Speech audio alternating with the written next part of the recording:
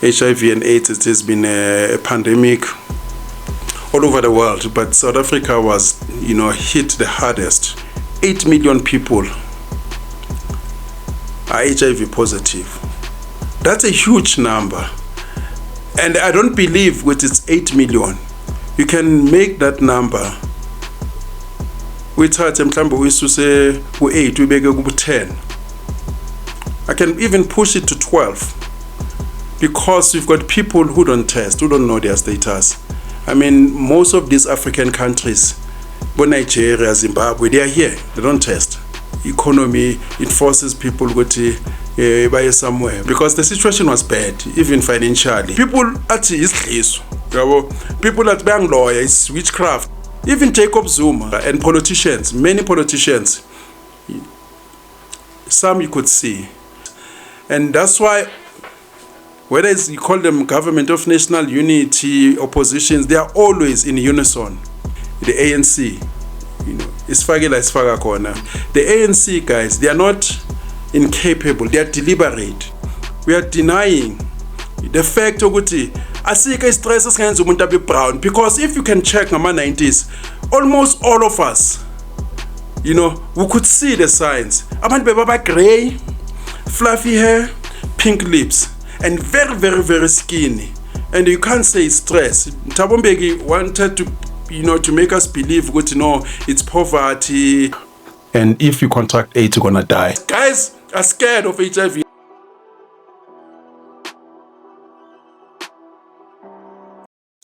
Awe, Sanmanani Makaya, this is Ike one more time. As, you said, you said it might be the last episode this year. I don't know. But there's so many things happening in South Africa. And first of all, I'd like to thank the people that I come across in the streets, people showing me love, stopping me, go my filling station, in court, my colleagues, the judges. Some of the judges, they say, I never stop because we like what you're saying. You're talking about certain things that are affecting us, now judiciary, many advocates, attorneys, people, wherever I go, even ladies.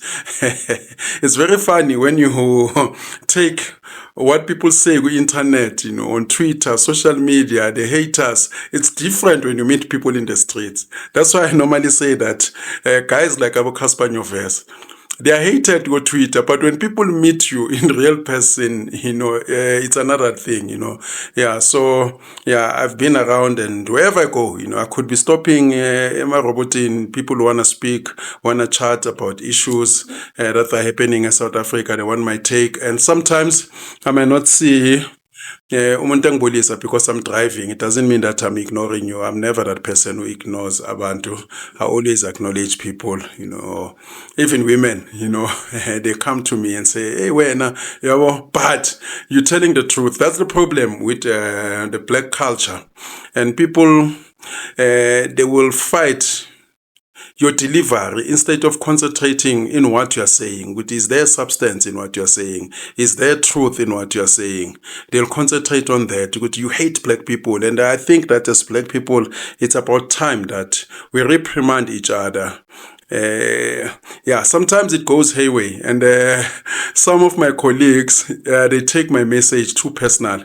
And I want to say this. This week I was in court. Yesterday, I hope it was my last day in court. I was in Pretoria, and I worked well with one attorney client of mine. But I must say this.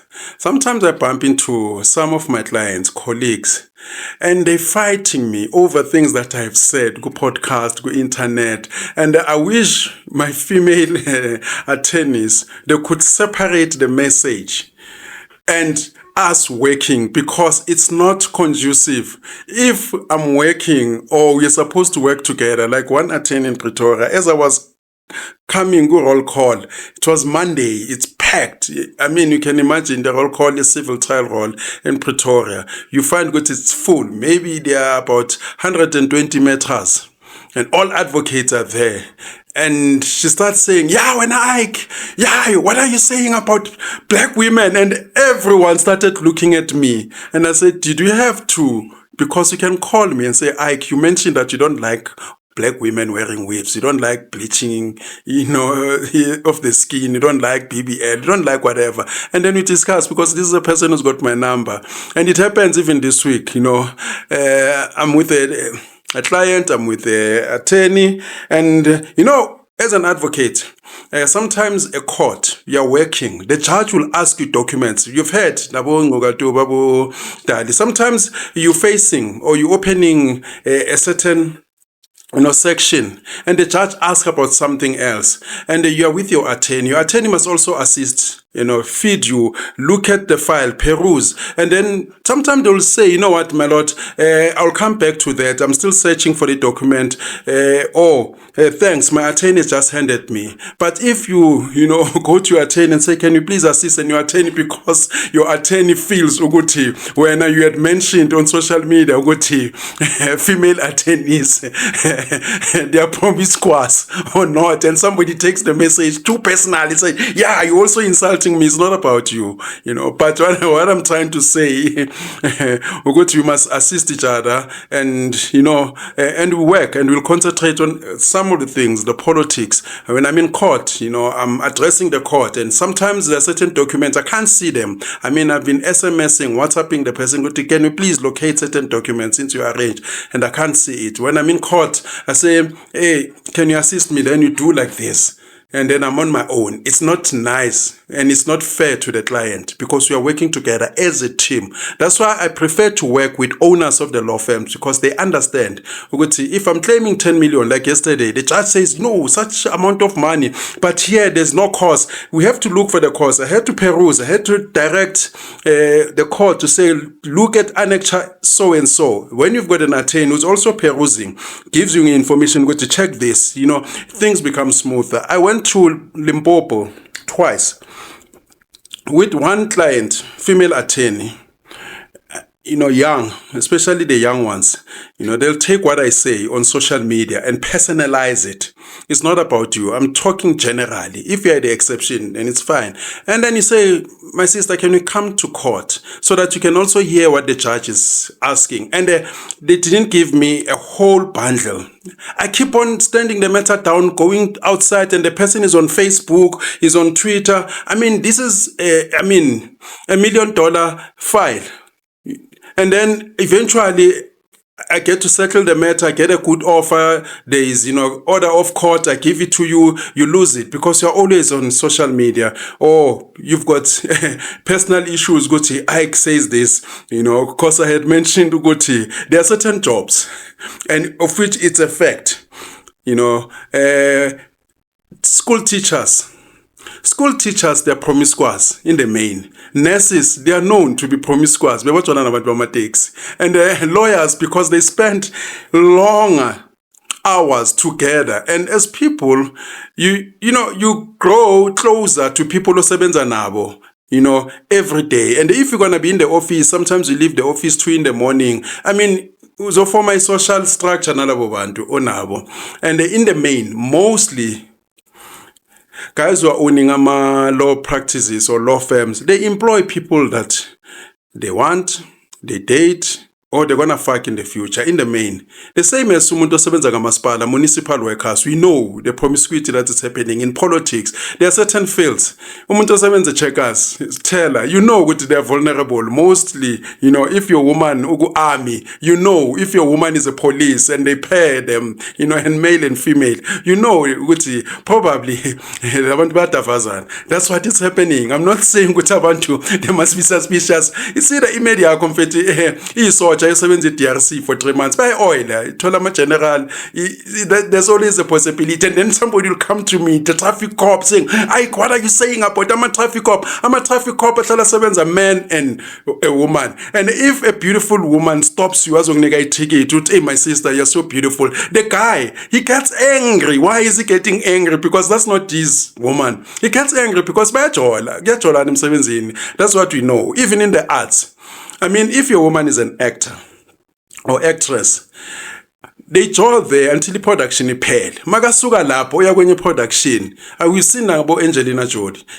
Magasuga aya kwenye production uthola indoda yalapho. you know. Makasuka ya kwenye production, so i-arts nje enye industry. That's why I mean, in the main, whenever I would meet a woman, I dated a soccer player, or I'm an artist, I'm a singer, I'm a musician. I never took that person seriously. And especially if we say you're dating a soccer star, an actor, because back in the days, those guys, they never used protection. I don't know why. That's why they could be accused. They went to Bloemfontein to perform, they impregnated someone. Ngoma news. And with me so saying, I'm saying that, taking into account coming from World AIDS Day, which was on the 1st of December. And I can remember when this day was launched. And first of all, before I continue, I wish to send a message to all the people who've, succumbed to the disease, the AIDS, HIV and AIDS. It has been a pandemic all over the world, but South Africa was, hit the hardest. And it has never been easy. And I can still remember the first advert, I don't know whether it was 86 or 87, where they were talking about the HIV and AIDS awareness. I think Henry Cele was the character there. And the messaging was saying, AIDS is here in South Africa. And if you contract AIDS, you're going to die. Those days, ma ARVs.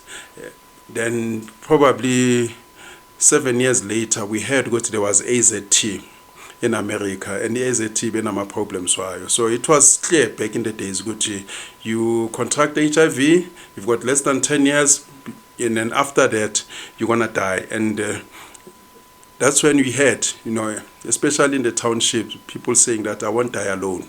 This thing, if you had sex, ne virgin, it will cure you. There's so many things that have happened in South Africa, and there were people who were infecting other people deliberately. And I still think that the authorities and the law, they've done nothing, in that situation. Because my theory is this: if you infect someone knowing you are HIV positive, it's a clear case that it's attempted murder. If a person dies, it's murder.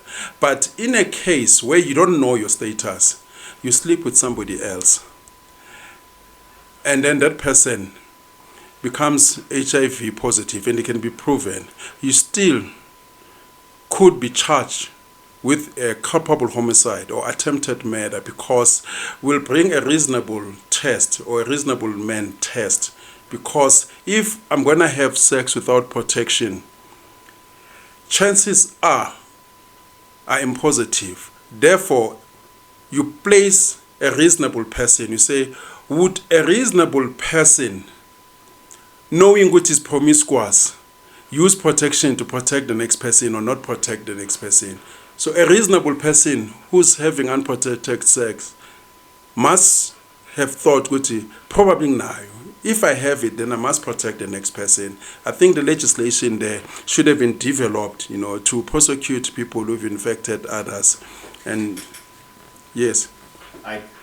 We see so many of these 2000s getting pregnant, having sex without protection. Do you think that the maturity level has reached that level or capacity to say, hey, there's a probability that one may have? Most of these 2000s don't even consider HIV. When you're talking, sorry, just to understand the question, when you talk of 2000, what age? That person has already reached the age of maturity.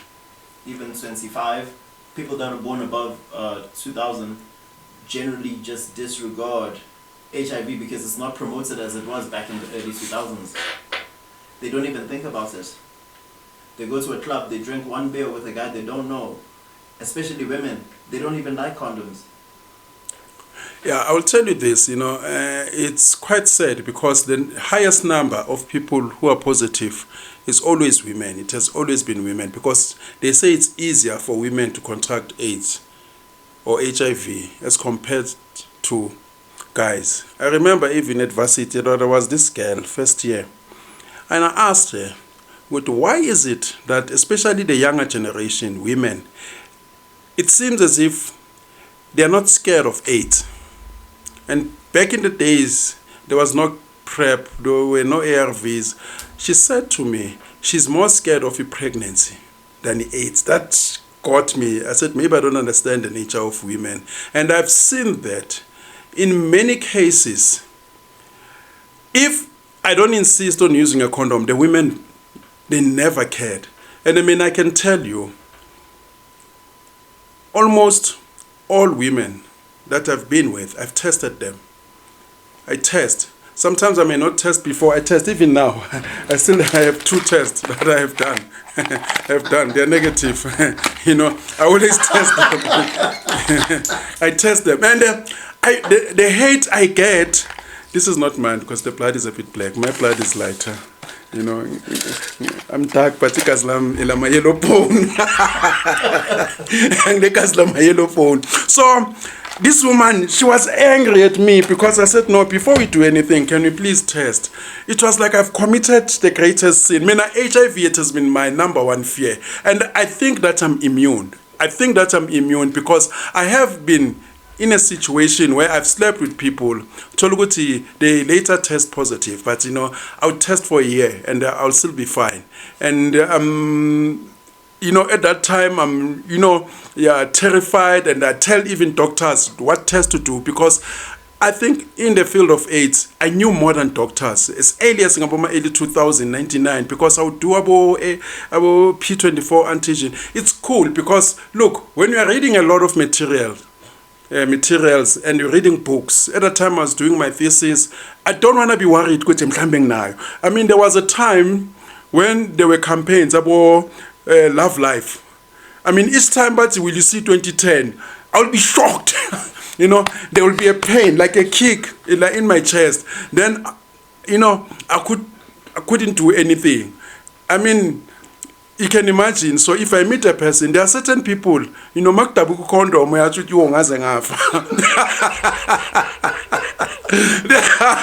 are people. I remember there was this lady. So this woman, hey, you can feel it, and you feel it, my tabu. In a sound your corner, even the mood changes. Somebody starts saying, then we say tabu. So now, few days later, I'm scratching myself because I'm no longer relaxed. I remember my sister was asking me, you jump up and down here. It was on a Sunday because this thing happened Saturday. Sunday, no nyabuz good is there doctor available over the clinic, because nothing in a rush. So that woman, and she refuses to test. I said, let's go and test. She doesn't want to go test. What do I do? Those days, you had to wait for 3 months. And now I became a doctor because every a month I must go check it, which is still fine. I remember one day, because I no longer want that woman, but I'm going, checking her, because I remember one day I woke up in stress. I went to knock at the door. And then she opened. She says, what do you want? I'm just in the neighborhood. But I wanted to see which has got symptoms or not. Because those days, people used to test your pregnancy. Many guys are scared of HIV. I had a guy that I know, Francis from Zambia. He said, Joe, I'm selling life cover policies. I go to all these, rich people. They don't have a problem with taking the policy. But once I mention HIV, they run away. So it has been tough. I mean, net denialism. So I would go after 3 months and check. I remember this lady, what when a flu. I found a slonda. I hope it's not AIDS. Because she said, no, I had flu. Then I asked her, did you go to the doctor, the clinic? What's young? Did they take blood? What's the blood? Why must they take blood? I've got flu. Because I wanted to know her status so that I could be free, So it has always been like that. And we come from an era where people, because of the stigma and the fear, people actually is this. People at Bangalore is witchcraft. I remember, I would say allegedly, when Sizum Taung died, because of the fear, I remember they showing him. They showed him on TV. Alanda bo film seeing Abazomlanda in ambulance. It was bad. Because first there was this article in the City Press, this guy was interviewing him. He said it seems as if he has lost his mind because he was interviewing him, but there are certain things that he did, And then they went, to fetch him because the situation was bad, even financially. Yes. Those images. And one guy I remembered, he's stressed, I pirates it. No, we are denying the fact ukuthi asike stress esingenza umuntu abe brown, because if you can check ngama 90s, almost all of us, we could see the signs. Abantu bebaba gray, fluffy hair, pink lips, and very, very, very skinny.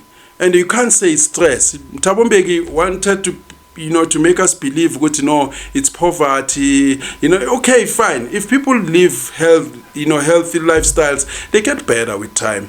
But it was not always, people starving. It was, a connection that you could see. I'm not a doctor. I know they were dissidents, but HIV does not cause AIDS. But, I wish Thabo Mbeki, roll out my ARVs in kakhulu. But there was a pilot project because Thabo Mbeki nabo Manto Msimangu, they were emphasizing on a holistic plan about ABC, abstain, do this, use protection, and also eat beetroot, cabbage. That's why kwaba nabo solution efana nabo bhejane, African potato. There's so many things, ezezabakhona, people misleading other people, and I wish we took that holistic approach, including rolling out of ARVs. Yes. Why did Thabo Mbeki insist? Thabo Mbeki insisted on not giving South Africa ARVs. I believe the largest infection rate happened during Thabo Mbeki's era. Every other country had ARVs, not South Africa. What? Sorry. There were politics behind. Denial. Gambig. I don't want to answer on his behalf. But at that time, what I'm thinking, it's because the World Health Organization, I think they were pressurizing in South Africa, sort of to declare a state of emergency or a pandemic, and therefore subjecting us to bilateral treaties. If we have this situation, I think that section of your country, when it comes to health, it was going to be regulated by the World Health Organization, like they did go Uganda. They intervene, and once they intervene, also they prescribed the solution, and the solution was always pointing towards Western pharmaceuticals, about leagues or Johnson and Johnson. Fine, guys, you've got this pandemic, we'll provide you with medication, and then you're going to pay us. I think Thabo Mbeki also wanted other alternative ways, but also he was in denial because he invited some of the doctors, professors who were saying, no, there is no relationship between HIV and AIDS. And therefore he was forced, by TAC, and TAC was a front of these pharmaceutical companies from the West. And I hear most people saying Jacob Zuma rolled out the ARVs. It's not true. Yes, during his term the rollout happened, but there's a case Manto Msimangu or TAC versus Manto Msimangu Treatment Action Campaign, where they've won in the Supreme Court and also the Constitutional Court, and the Constitutional Court decided and came to the conclusion that the government must roll out the ARVs. It was during Mbeki. Unfortunately, shortly after that, Mbeki lost in Polokwane. He lost the ANC president. He was taken out, and therefore Zuma came in. That's why he had the deputy minister of health, Wanoma Dlala. It's a true edge. She was saying, no, she'll roll out, she'll defy Mbeki, But it was that, it was roll out, and then under Zuma, lots of people get, and they started to reap my rewards of that court decision. I don't know whether Zuma was going to continue. Sorry, had it not been the TAC. TAC played a vital part, even though it was a front of these pharmaceutical companies. So that's why, we had a situation where where we have, many people infected during Iragambegi because the rollout was not happening. It was just a pilot project, maybe by enzyme for few people, And then I still feel, Mina, when it comes to the question about HIV, a holistic plan should have been implemented. There was a case as a Germany, the bone marrow. I don't know if you know about that case, bone marrow transplant, where they say somebody who was HIV positive was healed. They should have looked into that, but it seems as if there is no interest because people want to make money. And I cannot believe, since we were told about HIV in the 80s, back then we thought by 1990 we would have had a solution. And then the situation is worse. And coming to East South Africa today, this week, they just told us, Guti, 8 million people are HIV positive. That's a huge number. And I don't believe with its 8 million, you can make that number. We start we say 8, we make 10. I can even push it to 12. Because we've got people who don't test, who don't know their status. Most of these African countries, Nigeria, Zimbabwe, they are here. They don't test. Nigeria has got the highest HIV. And you look at East South Africa, the club culture. What are the chances of a young girl, college, first-year student, a guy comes flashing money, BMWs, Mercedes-Benz, G-Wagon. What are the chances of that young girl telling this guy to use a condom? The chances are almost zero because the guy will move to the next person and take his bag. The greater the money you have, the more you hit life. The same as you've had tourism prostitution. If you put extra money, you can take off your condom. That's what happens. People they will deal with consequences. I hope now.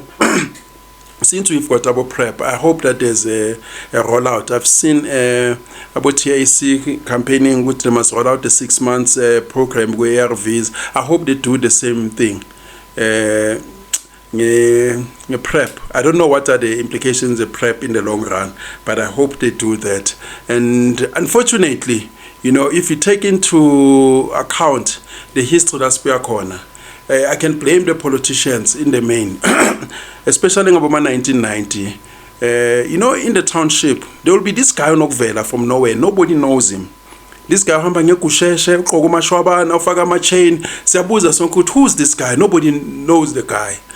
Most of them, they were dissidents. Some, they were coming from Flag Plus, sent to distribute the AIDS. The same way it has happened with Libya. In Libya, they sent doctors infecting kids. In the East End, there were doctors who were infecting women.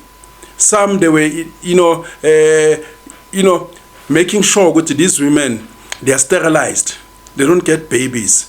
That's when you had, the myth when people say, no, I don't believe in AIDS. In 1990, it's American intention to discourage sex, and people suffered because of Amamithanjalo, but there's no such a thing. And it started back in the days, it was a gay disease. It moved, from being a gay disease, to heterosexuals. Because the people that we knew back in the days, we got Sylvester James, Freddie Mercury, and then I remember Arthur Ashe came, was Magic Johnson. Magic Johnson is still alive today, and he looks, as fresh as ever. And yeah, we come from that era. And politicians, many politicians, some you could see, they will say this person on a stress, this person on a high blood, but you can see, Wuti, no, it's more than that. There are guys who've since left us, and then they'll say after a short illness. So I hope that that is corrected. There was a case, Kapax Mankatla, and it was rumored that it's HIV. Peter Mukaba, it was rumored that it's HIV. Many of it was rumored that it's HIV. I don't know whether they confirmed it. Abu Stella Strega, it was rumored to be HIV. You know, there's so many of them. Some of them you can see bagrey abantu abagezeko, and uzibuza lo muntu lo makatshontsha imali. These people, they are stealing money in billions, but they are grey, they are paid, they look like soldiers from DRC, and you tell yourself, no, it's stress. You know, there was another one, you know, a fake fighter. You know, he was fat. All of a sudden he shrinked, or he shrunk, and then you're told, no, he's exercising. No, he's no longer exercising. That's a problem when you tell lies, because you don't remember. You first told us, no, you're now exercising, eating healthy. Later you come, you say, no, it's sugar diabetes. Later on, people said you dropped ARVs in the studio, you know, by mistake. And you don't tell, you know, the youth, they must abstain if they can. They must be, you know, vigilant, especially now, where the number is growing. I mean, from the 90s, there were moments where I was reckless, but I always pushed that campaign. Even when I was Mr. Soweto, that was, you know, my campaign. I remember I attended the Miss Soweto competition or contest, Miss Soweto. There was this girl, they asked her a question, but if you win, what will you say or do? I will work with people who are HIV positive. The whole crowd, they booed her. Hey, about people saying we are tired of the messaging AIDS and all that. It shows good to people, you know, they don't, you know, take this thing seriously. And especially now in the whole culture, which has also been created by politicians, entrepreneurs who are coming in, the whole culture, the dating scene is toxic now. And yeah, so that's where we find ourselves. And then now the Donald Trump situation, I mean, you can see the relationship. I mean, it's no longer funding, you know, our programs. You go, you can't find condoms now. So what's going to happen in the long run? Because we've antagonized Americans in a war that was not ours. We started to attack Israel, International Criminal Court. Why is it that other Arabs, they don't give a hoot about the Palestinians? It's us who antagonize Trump. I'm not saying Trump is right or is right always, but we're supposed to be neutral, the same way as we were under Mandela. Don't take sides. But unfortunately, the ANC, you know, is faga corner. Some they say because they took money from Iran. That's why now they're welcoming the Palestinians. Last time I mentioned countries like Lebanon, they've suffered welcoming the Palestinians. Jordan, they've suffered. That's why they don't want them. They don't want them in Saudi Arabia. They don't want them in Egypt. Palestinians are not welcome anywhere else in the world. But now we open our arms. We look now in South Africa with the Somalis that are here. Most of these guys, they come from Arab countries. Countries that don't respect, you know, your normal human rights. They don't respect women. I mean, once they become a majority, they start with Sharia law. We've seen Donald Trump saying Somali must go. You know, and they come here, they want to practice their intolerance of, you know, any other religion, and they want to impose, you know, their Sharia law. And you look, and most people will say Christians, they're also like that. It's fine. You know, for me, I don't take side between Christians and Muslims. The same way I don't take a side between Palestinians and Israel. I feel Uguti, the battle should be between us and them, you know. So that's where we find ourselves. But I hope, you know, like I mentioned earlier on, Uguti, people will take the matter, you know, into their own hands, but be serious and implement solutions without looking what can the government do. It's your personal responsibility. If you can, you know, go for a PrEP.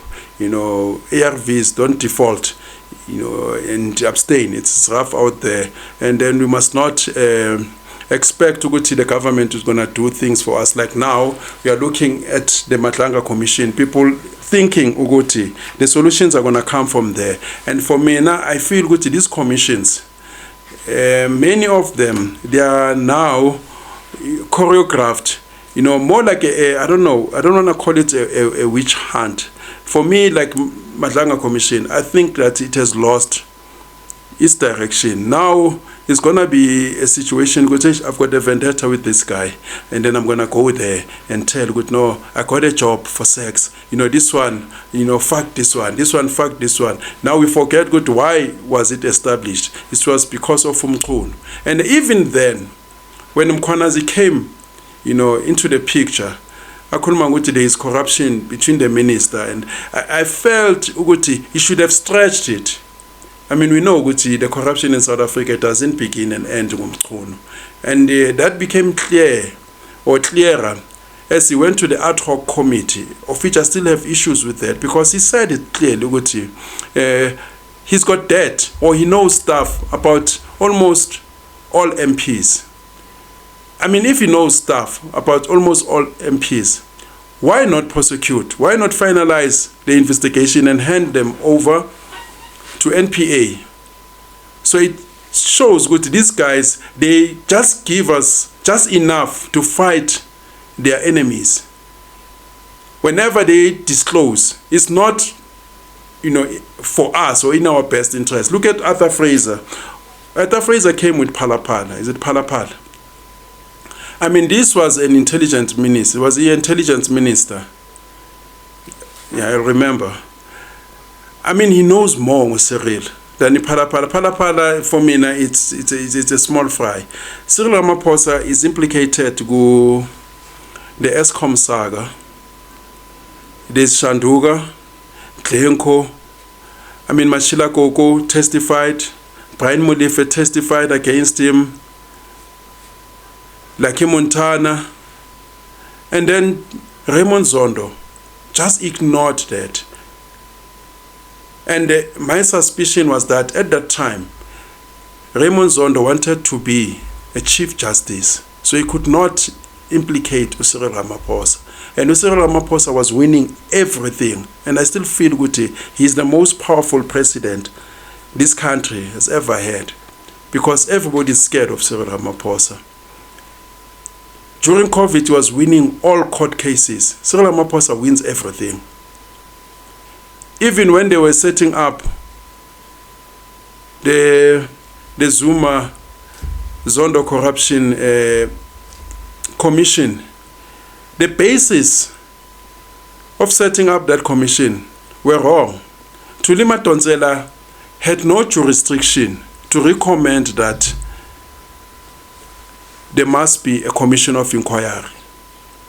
But the court, they endorsed that. If you remember the Mandela case with Louis Late, I think it was Minister Chwete, recommended this commission of inquiry. The court said no, that's a prerogative of the president. So, but in this case, even Mogoeng endorsed that, good, no, it's fine. No, Mlambo, Judge Mlambo. So for me, I think that he went beyond. That was the first time, maybe, where the president is implicated. I don't know how we were going to solve it. I don't think that the drafters of the Constitution, they foresaw that one day the president will be so corrupt that a commission is needed against him. So that's where we find ourselves. But yeah, it's unfortunate that, as I normally say, with the ANC, it's a curse. Like I've said it, and I'll say it again. When God was making men out of clay, the devil thought it would be a wise idea to come up with the ANC, because there is no way that people can suffer in this magnitude. And the ANC guys, they're continuing with their nonsense. I mean, we saw during G20, which the country could be clean. They can fix some potholes. We saw during 2010 World Cup, with these guys, they are capable. That's why I normally tell people, the ANC guys, they are not incapable, they are deliberate, they are intentional in whatever that they are doing. They are looting, in a purpose. They are messing up this country. The question of immigration, Yabonabo Jessica, they've been pushing, Yabo Zandugututula, they've been pushing, but it is deliberate. I mean, how do you allow people to hijack a house in Bryanston or Sandton? And I can tell you, there are so many houses that have been hijacked in Rivonia, in Kyalami, hijacked by Zimbabweans. And some of the houses, you find Guti, the guy came in there as a helper, as a garden boy. And then the owner went to America, never returned. Then the guy takes the house. And in some, you go to the east of Joburg, where Nigerians, I remember I used to be involved in our case. I defended a lot of people who were arrested because of corrupt Nigerians, and police stations where you find police officers corrupt. Kuna police station ngale go Moffat View, you know, where the Nigerians, they will give maybe a young man, young white boy, feed him drugs. He's left there alone. And then eventually this guy, it's either dies or is in the street. They take the house. And when you come and say, guys, where did you take this house? They'll show you a piece of paper receipt. They say, I bought this house for 57,000. A receipt, a receipt. That's what has happened. And South Africa has been hijacked. And people are busy calling us xenophobic. And then you check all the cities. These are houses where our mothers were called girl, domestic workers, but they don't reap the benefit of those houses. Abelong abaning babalekile ngo-94. They say in the Joburg Metro, there are about 200,000 houses that are hijacked. 200,000 houses. One attorney friend of mine had a list some time ago. And these are fresh houses. Go Pinoni, now if you go out of Gauteng and Johannesburg, go already port. As in, there were houses that belonged to the former apartheid government.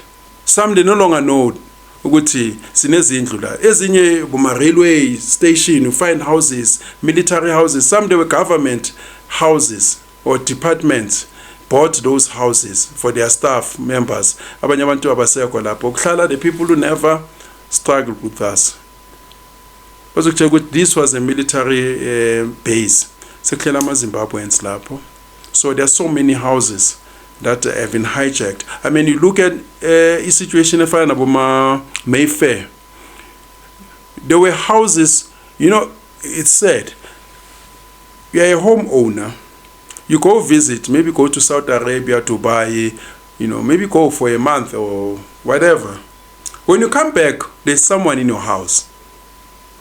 And then you go to the police station, you say, there's an intruder, somebody in my house, and the police will say, no, it's a civil matter. No, it's a criminal matter.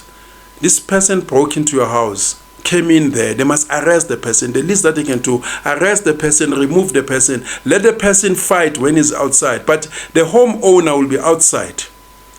And you are fighting now, you must go to a civil court. You must get an attorney, get a lawyer, go to high court, evict these people. How long does it take you to evict? We've got the PI Act, which was not meant for foreigners. It's used for by foreigners. The PI Act, it was meant for South Africans to avoid situations of Sophia Town, forced eviction, Mkhumbane, where people were forcefully, illegally removed. That's why they coined this act as the prevention of illegal eviction.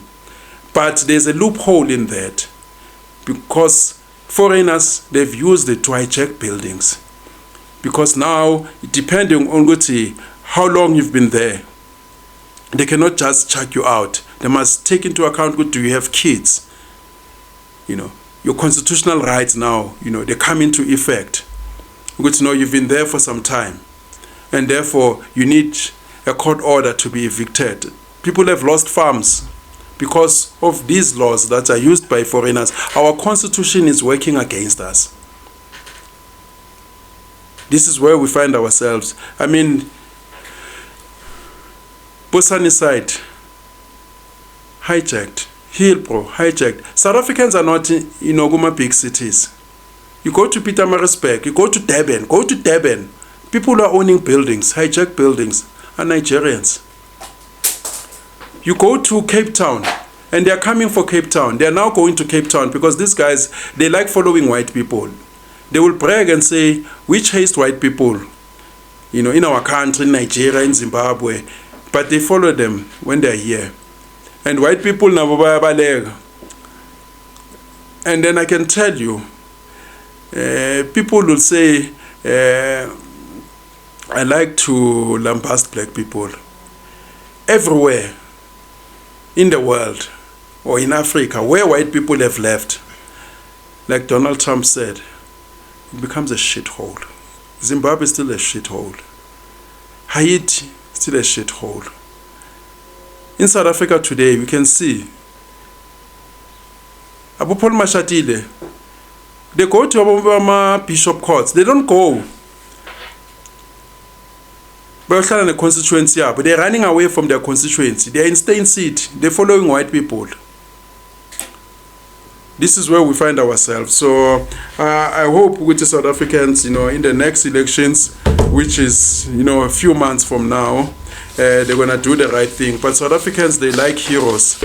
It's like we are a people who are waiting for a messiah.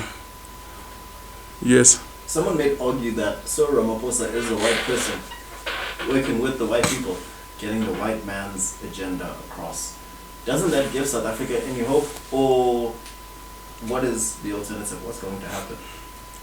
No, Cyril Ramaphosa, to me, Cyril Ramaphosa is a spy. He's a puppet, and I cannot trust a puppet. Can we trust white people? Because they develop a country, as you say, but it's for themselves at the expense of the people that live there. And once they've left, yes, the country falls into a shithole, but even if it wasn't a shithole, it wasn't to develop the native people of that place anyway. Look, every person must trust himself or herself. It's not natural for zebras to be asking the lions or the elephants, to look, for my best interest. It's not natural. So Tina, we are the only species who have kids. We send our kids to other races to educate them, to hire them. That's not natural. I mean, as a parent, you must have a plan for your kids. You must educate your kids. You must employ your kids. That value chain, it must follow that way. Tina, we are the only race of people. Indians don't do that. You ask an Indian child at school, CV, he'll tell you, no, I don't need a CV. I'm going to work for my father or family business. Yes, situations like now, we are in a, economy, it forces people to buy somewhere. But you check, even white companies, they will start hiring their own people, which is the right thing. I mean, you look after your own people or for your own people. Tina, we don't do that. You check government. I mean, with so many departments, are you telling me, Uguti, let's say the Department of Education Health, they cannot procure things here in South Africa. Everything has to come from China. I mean, you look at the bank, what's this bank there, Seven? Nabo Itala Bank. If those banks were used properly, I mean, you could go places.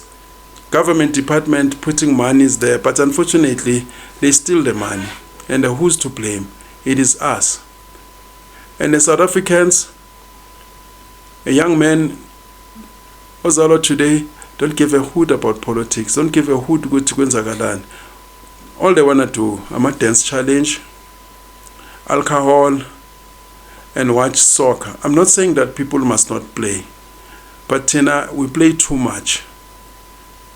And when we are angry, the least that we can do is to march and sing and dance for one day and then back to square one, of which, for me, that is disappointing. So I wish we could go back to the 80s, the way we were, When it took up our campaigns, I found about rent boycott, consumer boycott, Release Mandela campaign, one of the longest campaigns, SSI pusher. What was motivating you guys that is not motivating us today? I think now there's so many rights as in Zagalayo, but I can tell you, as much as I always say, what helped us in the 80s, we're using intimidation. Because people, if you leave them, which choose the 97% or 95%, they don't give a damn about the current affairs. Okay, they'll check and check, but doing something is another thing. So Tina, we had influence.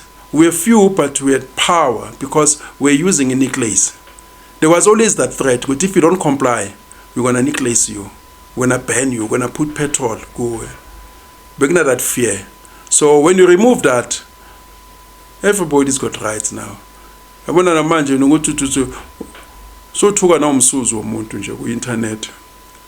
You know, Mike Tyson captured it well ukuthi the internet and social media, it has created a situation where lunatics could insult you, you know, without getting a kick in the face. Back in the days, there was after school is after school. Ikolo masivala for December, you knew ukuthi ngivala ngawe. And ngeke ngipayise because uzosibona in January. Yabo makuhlangana nawo nyakutrapa. So now we've got more people crying at bully. Sometimes you need bullying. Yeah, you're saying? He was asking what motivated you guys in the olden days. So I think, do you not think that it's that you had a common enemy, right? Which was just one government, and you had all of these political parties who were fighting against that one person, because usually it's them with the influence, whereas today the political parties are working together for whatever it is that they could be working together for, and there's obviously a lot of bribery happening amongst that because there's just money going around from one person to the other. I will tell you this, back in the days, you didn't find black people in certain positions under apartheid. But the enemy is always one. The enemy is always one. Even now, the system is always the enemy. I will repeat it. All these parties that are in parliament, all of them, with no exception, they are the enemies of the people. Whether it's DA, Musima Imane, EFF, ANC, don't be fooled by uniform. Abanye bafaka ama camouflage bazenza ama revolutionary. And I mean, by the way, I don't recognize somebody who's a revolutionary after 1990 when Mandela was released. Back then there were no consequences. You could not be arrested. You know, everyone, those who came after 1990, I don't take them serious, you know. But I can tell you, back in the days, darkies were not united, maybe in a true sense. We had to use a force. We had to intimidate people. I mean, must stay away. There are people, black people, who are insisting with no. They're going to defy stay away. Then we had to wait to go to bus station. Nasema train station, bus stops. Must to consumer boycott, you're not buying. Okay. We had to go in the afternoon. Straight a grocery. Rent boycott, we had to monitor with no one is coming closer to the office. How patali rent, as patali rent. So people, they need to be forced. You know, it's not like they're going to wake up and volunteer. That's why in some countries they use dictators, benevolent dictators, you know. But if you left them, there were people who were into alcohol back in the days. I mean, there's so many things that were happening, you know, that are happening even now. Festivals, there's so many things, especially under, you know, each restriction here, apartheid. There were so many things that, you know, happened. But we had to force black people to participate. That's why we said, I think it was 85, every Soweto student, every South African student is a COSAS member by force. An injury to one is an injury to all. You know, I was always in the forefront. Mokwazi umntwana esikolo. Besiphuma isikolo. We fought gangs. So I don't know whether I answered your question. No. Yeah, but it was that. You know, black people, you have to force them for their own benefit. Are you saying today there's nobody that can force the youth to move in a positive trajectory? Or are you saying that the politicians are politely forcing the youth to move in a negative direction for their own benefit? Now we've got to use the art of persuasion. You can persuade them. Back in the days, we were told. I mean, I remember even Eskela. Bebathi mabakwazi umuntu whether bamkwazi Sunday or Saturday besingena class to class, you know, wonke umuntu ngumfana, boys, we are going out. Behlala samba phambili. Out. Yabo. Ngiyaliwa. Kuyofuneka umakhushi. Urape umntana esikolo, you know. And we told those abangafuni ukuthi should we come back and we find you here, hey, the consequences were going to be harsh. And all these politicians, they came Kukhodesa under the Open Emma project, the Rothschild project, the Billy Gators project, all these guys who are governing us, the multinationals. And that's why, whether you call them government of national unity, oppositions, they are always in unison. When it comes to issues, you know, as big as immigration, even Jacob Zuma said it, foreigners are welcomed. But his supporters on the ground, they are busy saying abahambe. Even K18 was using that, you know, just to get numbers.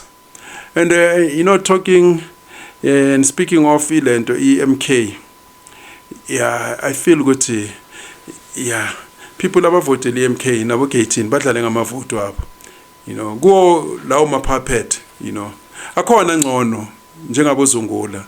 But by mere fact that you are in the Rothschild Parliament, the Open Emma project, you know, you have already betrayed. That's why I get surprised when people saying Mandela sold us out, like Bo Azapo, PAC, and others. Once you say Mandela sold us out, but you are in his house, the parliament is his house. The new South Africa, it remember Mandela. So it means you must get out of that and lead a revolution. Because you're saying you don't agree. The Codesa consensus. Everything that we have now is because of the Codesa consensus. It means you must get out. And it's very funny. Mandela spent years in jail. Many people who are saying Mandela sold us out, whether he sold us out or not, that's another story. They would not last 2 days in jail.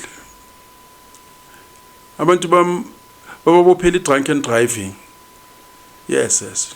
They will call you. I want to get out of here. For drunken driving. Maybe Friday night. I just spend the night and then I'll see you on Monday. Yes. This person you can see good now is traumatized. And then you tell a person who was in jail, didn't bury his mother. Azanga told the opportunity to bury. He asked the authorities, can I go and bury, you know, my family member? They said no. And many of them who were in jail, and some of them, they came out, you know, and you cannot trace what they have suffered. They are looting today. That's what is puzzling. That's why some countries, Scandinavia, people who supported us, they are confused. How can the ANC be so corrupt? If they have experienced what they have experienced under apartheid, how can these guys be this corrupt? But they are corrupt, they don't care. You know, it's as if they never fought against an evil system. They are now becoming that system that they fought. So unfortunately, this is where we find ourselves, where the ANC need to be gone. But unfortunately, South Africa is still divided along racial lines. I hope that one day people, you know, can come together, black and white, and we realize with these politicians, they're taking us nowhere. I don't know which will replace our system, but the system as it is run by lobbyists, it's run by multinationals. They give these guys money, kickbacks, and then before you know it, you know, policies implemented and things happen on the ground and you wonder why. I don't wonder why, because South Africans always have a bad agenda. As you said, back in the 90s, the South Africans loved to not struggle with you guys. You had to force them, right? Today, Kat Matlala called the Woolworths bag a money bag, and every South African is now carrying a Woolworths bag. I'll come back to that. When you mention Kat Matlala, South Africans, they are hypocrites. And I believe ukuthi they hate corruption if they are not benefiting, if their favorites are not benefiting. We've seen the Purple Gang. They were screaming about gender-based violence, people with profiles as purple. But when they saw Ket Matlala, they started saying, "Oh, he's cute. Oh, Ket Matlala, he's the it." They started, admiring him, forgetting ukuthi he's accused because of serious crimes. Even Julius Malema was warm to him. The MK, they were warm with Ket Matlala, but I'm not surprised because I know a character of those people. And this is the guy who's accused, ukuthi he wanted to kill this influencer, a female. I take into account ukuthi he's presumed to be innocent, but he's accused of serious crimes. So South Africans, they love baddies. They love bad guys. And then they pretend, ukuthi they want good. The same way I normally say, ukuthi women, they will say, they want a guy who's going to give them flowers. They want a guy who's, consistent. But in reality, they don't want that. They want the one who doesn't care. They want a roughneck guy. If you do all those good things, you will regret. You'll regret. You'll be disrespected. You'll be disrespected. So South Africans are like that. They admire this nonsense. And South African standards are very low. I normally say, I was born in a wrong country. And that's why most people, they say I'm a hater or I see everything wrong, I criticize. I mean, for an example, let me take something as simple as Ket Matlala. I know it's subjective. When you say he's handsome, sex appeal is something else. I normally distinguish between the sex appeal and handsome. Maybe I'm using model standard. I remember even Menzi Ngubane Wankwatel. There's a look that you can find a taxi rank, a shopping mall. Models are not people that you can bump into every day. Once you see a model, you're going to see this woman is a model. Hence, I'm surprised when people, they like, flagging this number, 10. I'm a 10. If you're a 10, you'll be scouted. You'll be in the magazines. You'll be everywhere if you're a 10. People will search for you. They will discover you. Wherever you are, eskolweni, they will discover you, give you contracts, make you a face of something.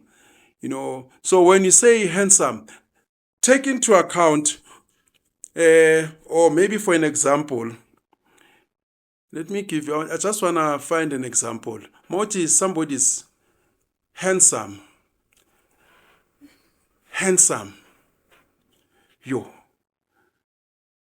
They once voted this guy as handsome. And I look at the guy, maybe, like I say, I use model standard. You see, take an expensive perfume. Maybe Chanel. I'm using the ones as well. Do you see Siyabonga Nomvete being the brand ambassador? Or do you imagine David Beckham? David Beckham is a model. He's chiseled. Mankolma ngokuthi is chiseled, is contoured. You can see there's definitions. I remember back in the days, people used to say Grace Jones is ugly. Grace Jones is exotic. I mean, when you say beautiful, like one guy, we're sitting at the kunomntana okufunayo bra wami nomntana lo muhle mfana. Mina mangizombona, your beauty is not mine. Mina mawuthi beauty ngicabanga uCindy Crawford. Kuluma ngabantu bakudala bomashathana. Mawuthi beauty. I think in that light, there is no in between. I mean, look at a guy like Luis Figo. He's handsome. He could be a model. Nicholas Anelka, McManaman Steve. Even Cristiano Ronaldo, David Beckham, Thierry Henry. I mean, you imagine if I get an expensive label, watch, but you cannot, associate that maybe with some of the South African actors. You see a guy with a big stomach, he's got, a round face. I mean, come on. Are you saying that people with round faces or fat people or what we now politically correct as big people cannot be ambassadors of Chanel? They- Why would Siyabonga Nombede or David Beckham not qualify? Maybe for Ichisanyama. You know, everyone in a brand yakhe. You cannot take Naomi Campbell bese ufaka i-black label next to Naomi Campbell. There is no relationship or ubeki cartoon. Abantu bazocabanga ukuthi cartoons are expensive. There are people who have an expensive look. There are people who are exotic. Like I normally say, with models are not your everyday. There's a reason if you're gonna use a round face. Like for an example, kuna nomfana uyi-DJ konje ubani? Lo bekajola nobona. Ngiyakhohlwa, he was accused. Sonic. Yes. Sonic. He's got a round face. He will never be a model. No matter what, he can't be a model. Like I saw, even Abo Maps, his face is full.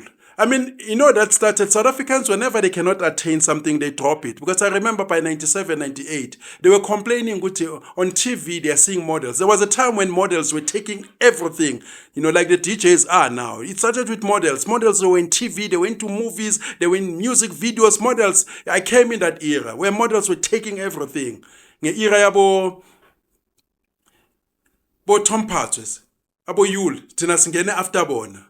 You know, people started complaining with no, it can't be models all the time. We need to see fat girls. We need to see ourselves. People wanted to see themselves. They wanted to see a guy who looks like a Ubaba was a taxi rank. And then the standard started dropping. I mean, there was... A lot of people were saying that you're jealous of. I'm not jealous because South Africans don't know a good thing. Like for an example, I'll give an example. There's a song, Mkharimbe. In the meantime, that song...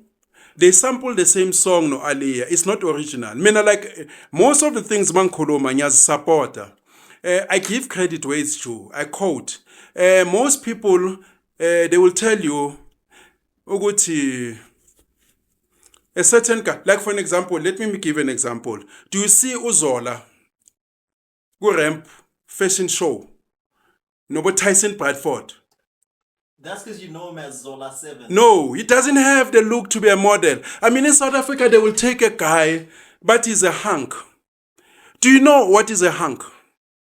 What about the person that was supposed to be the Black Beauty, the face of Kanye? You know, black like me, an African original like me. She's a Lupita Nyong'o, yeah, international superstar. Let me tell you. Beautiful. Whenever international brands, they take someone, like for an example, like South Africa, there was a jet look, like a family look, advert, but you're still a model. There was an Edgar's look. There was a sales house look. Sales house, they liked contour. Fortunately, people was working as praiser. When I was younger, because I was slimmer, I did Edgar's, I did Jet, I did Patrick Daniel. There are people that you cannot do words. It does Edgar's.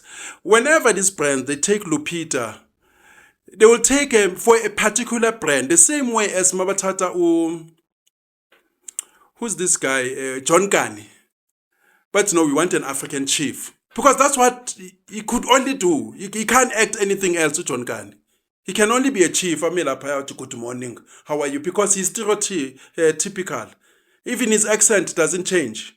You don't think that's because of his lack of acting talent? No, John Kani can't act. Let me tell you the whole story. He can't act, especially with big screen. He like even, you know, especially the first generation English speakers, you know, and they pronounce every, you know, I don't know, every alphabet, the syllables, when they speak. Even now, I'm still trapped in that. You know, good morning. Because you hear everything.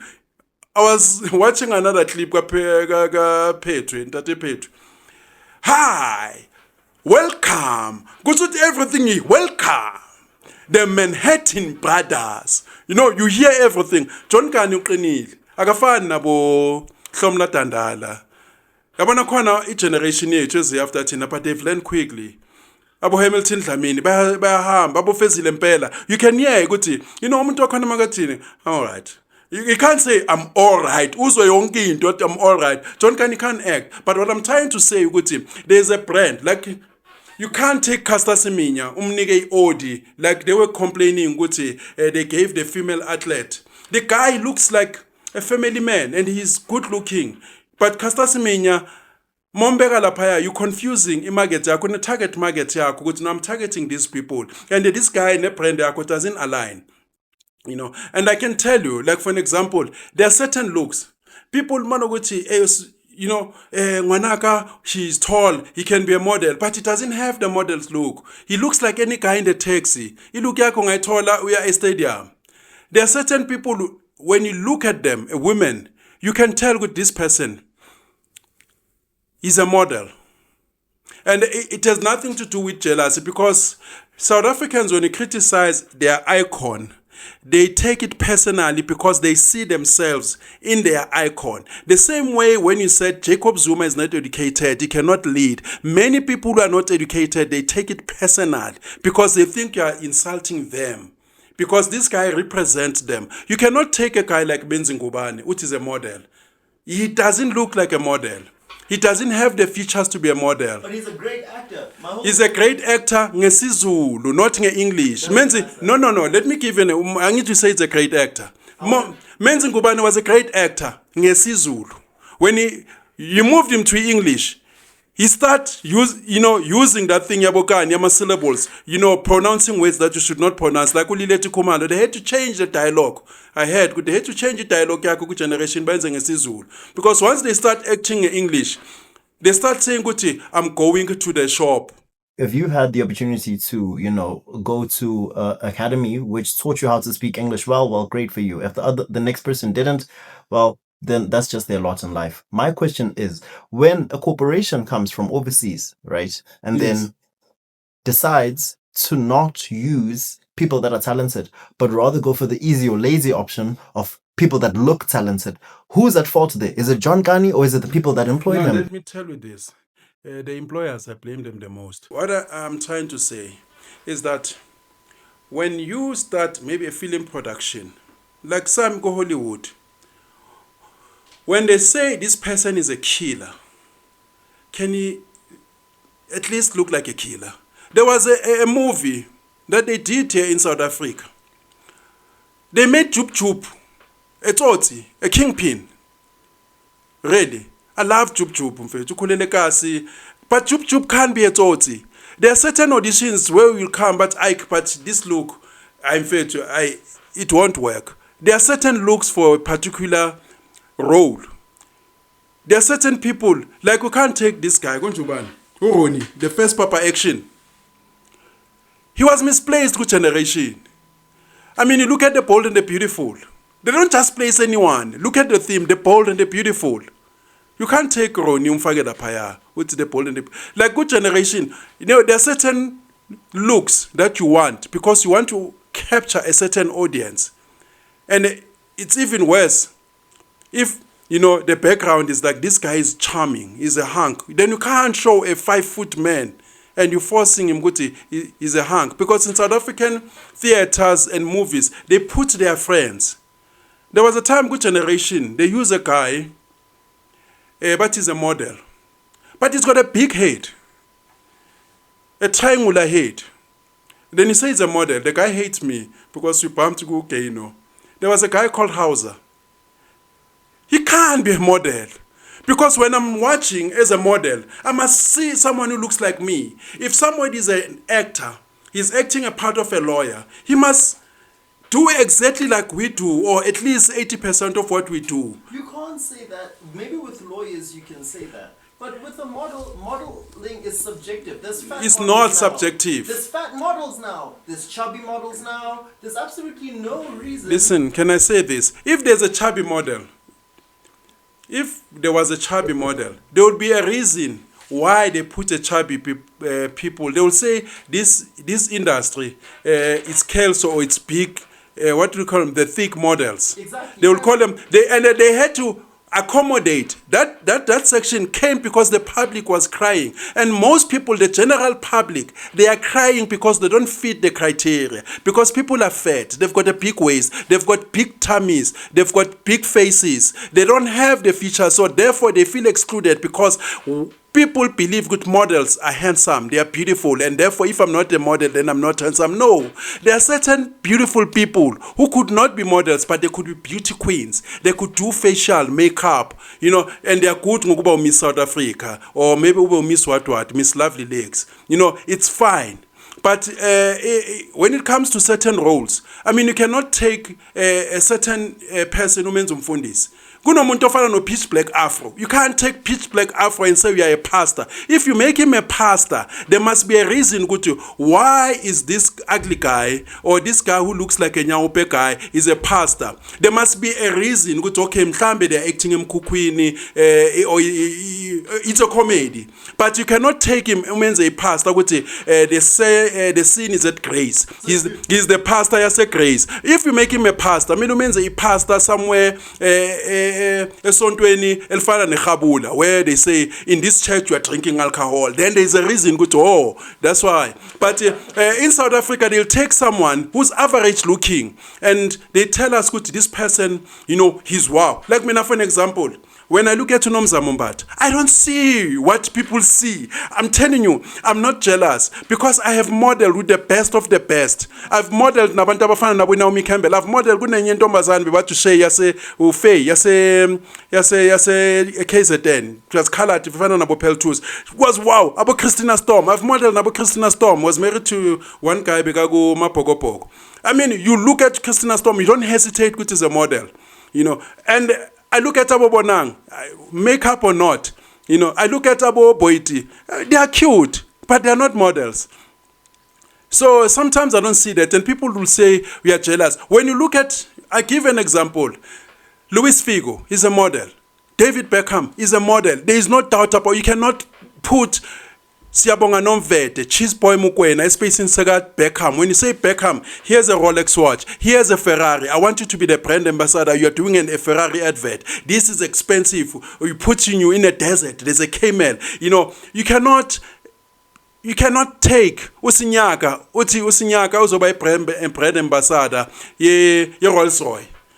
I mean, there must be a relationship, and then South Africans will say that we are jealous. I mean, we are jealous. There are products that I went maybe for audition, and then the casting director, they says, no, you're too handsome for the part. They want a guy who looks like any guy at taxi rank. That's what has happened. In TV now, the TV is full of ugly people, average people, and then we are told, this guy is handsome, and then you must accept. Some of us, you must told, okay, fine, Siavum. In their own way.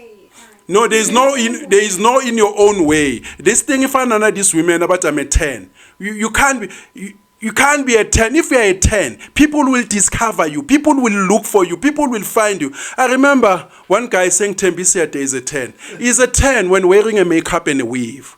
Complete the statement. Yes, she's beautiful, but she's not a 10. If you're a 10, we are at the level of a supermodel. If we are a 10, we are at the level of Miss Venezuela, Miss Sweden. We are at that level. So most women, they're delusional. That's why I normally say, women, average women now, they want high-flying guys. They want top-flying guys because nobody wants average. Nobody wants to believe I'm average. And everybody wants to put himself up. No, they have not changed. There are certain things that they're up there. And then modeling, it was selling a dream, selling a fantasy. Mabathi nangu mashiya tena, sikhalala, siphalaphala, sadi bioscope. You feel this person can be a model. Jacob Zuma can't be a model. It doesn't have the look of a model. But in South Africa, they can say a person like Jacob Zuma, he's a model. Even I look at, Tutuzana Zuma, he's handsome, but he can't be a model. You cannot put Tutuzana, umbege nabo Boris, umbege no Bradford, Tyson.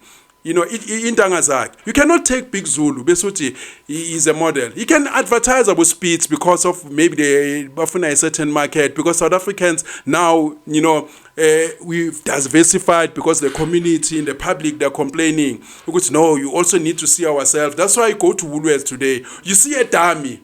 Enomkhaba umuntu akhona so bamfaka impahla ubona unompopi bamfaka impahla lapha eqaleni they were slim because they say not everyone is slim because people don't want to do the right thing. They don't want to lose weight. They don't want to be chiseled, and then they go for the easy way out.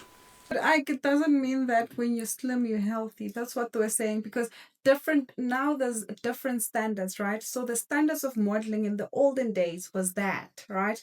With the people that had the eyes for that and loved that and felt in love with that. Hence they started all of these campaigns, all of these modeling agencies and whatnot, because that's how they saw the people in modeling, right?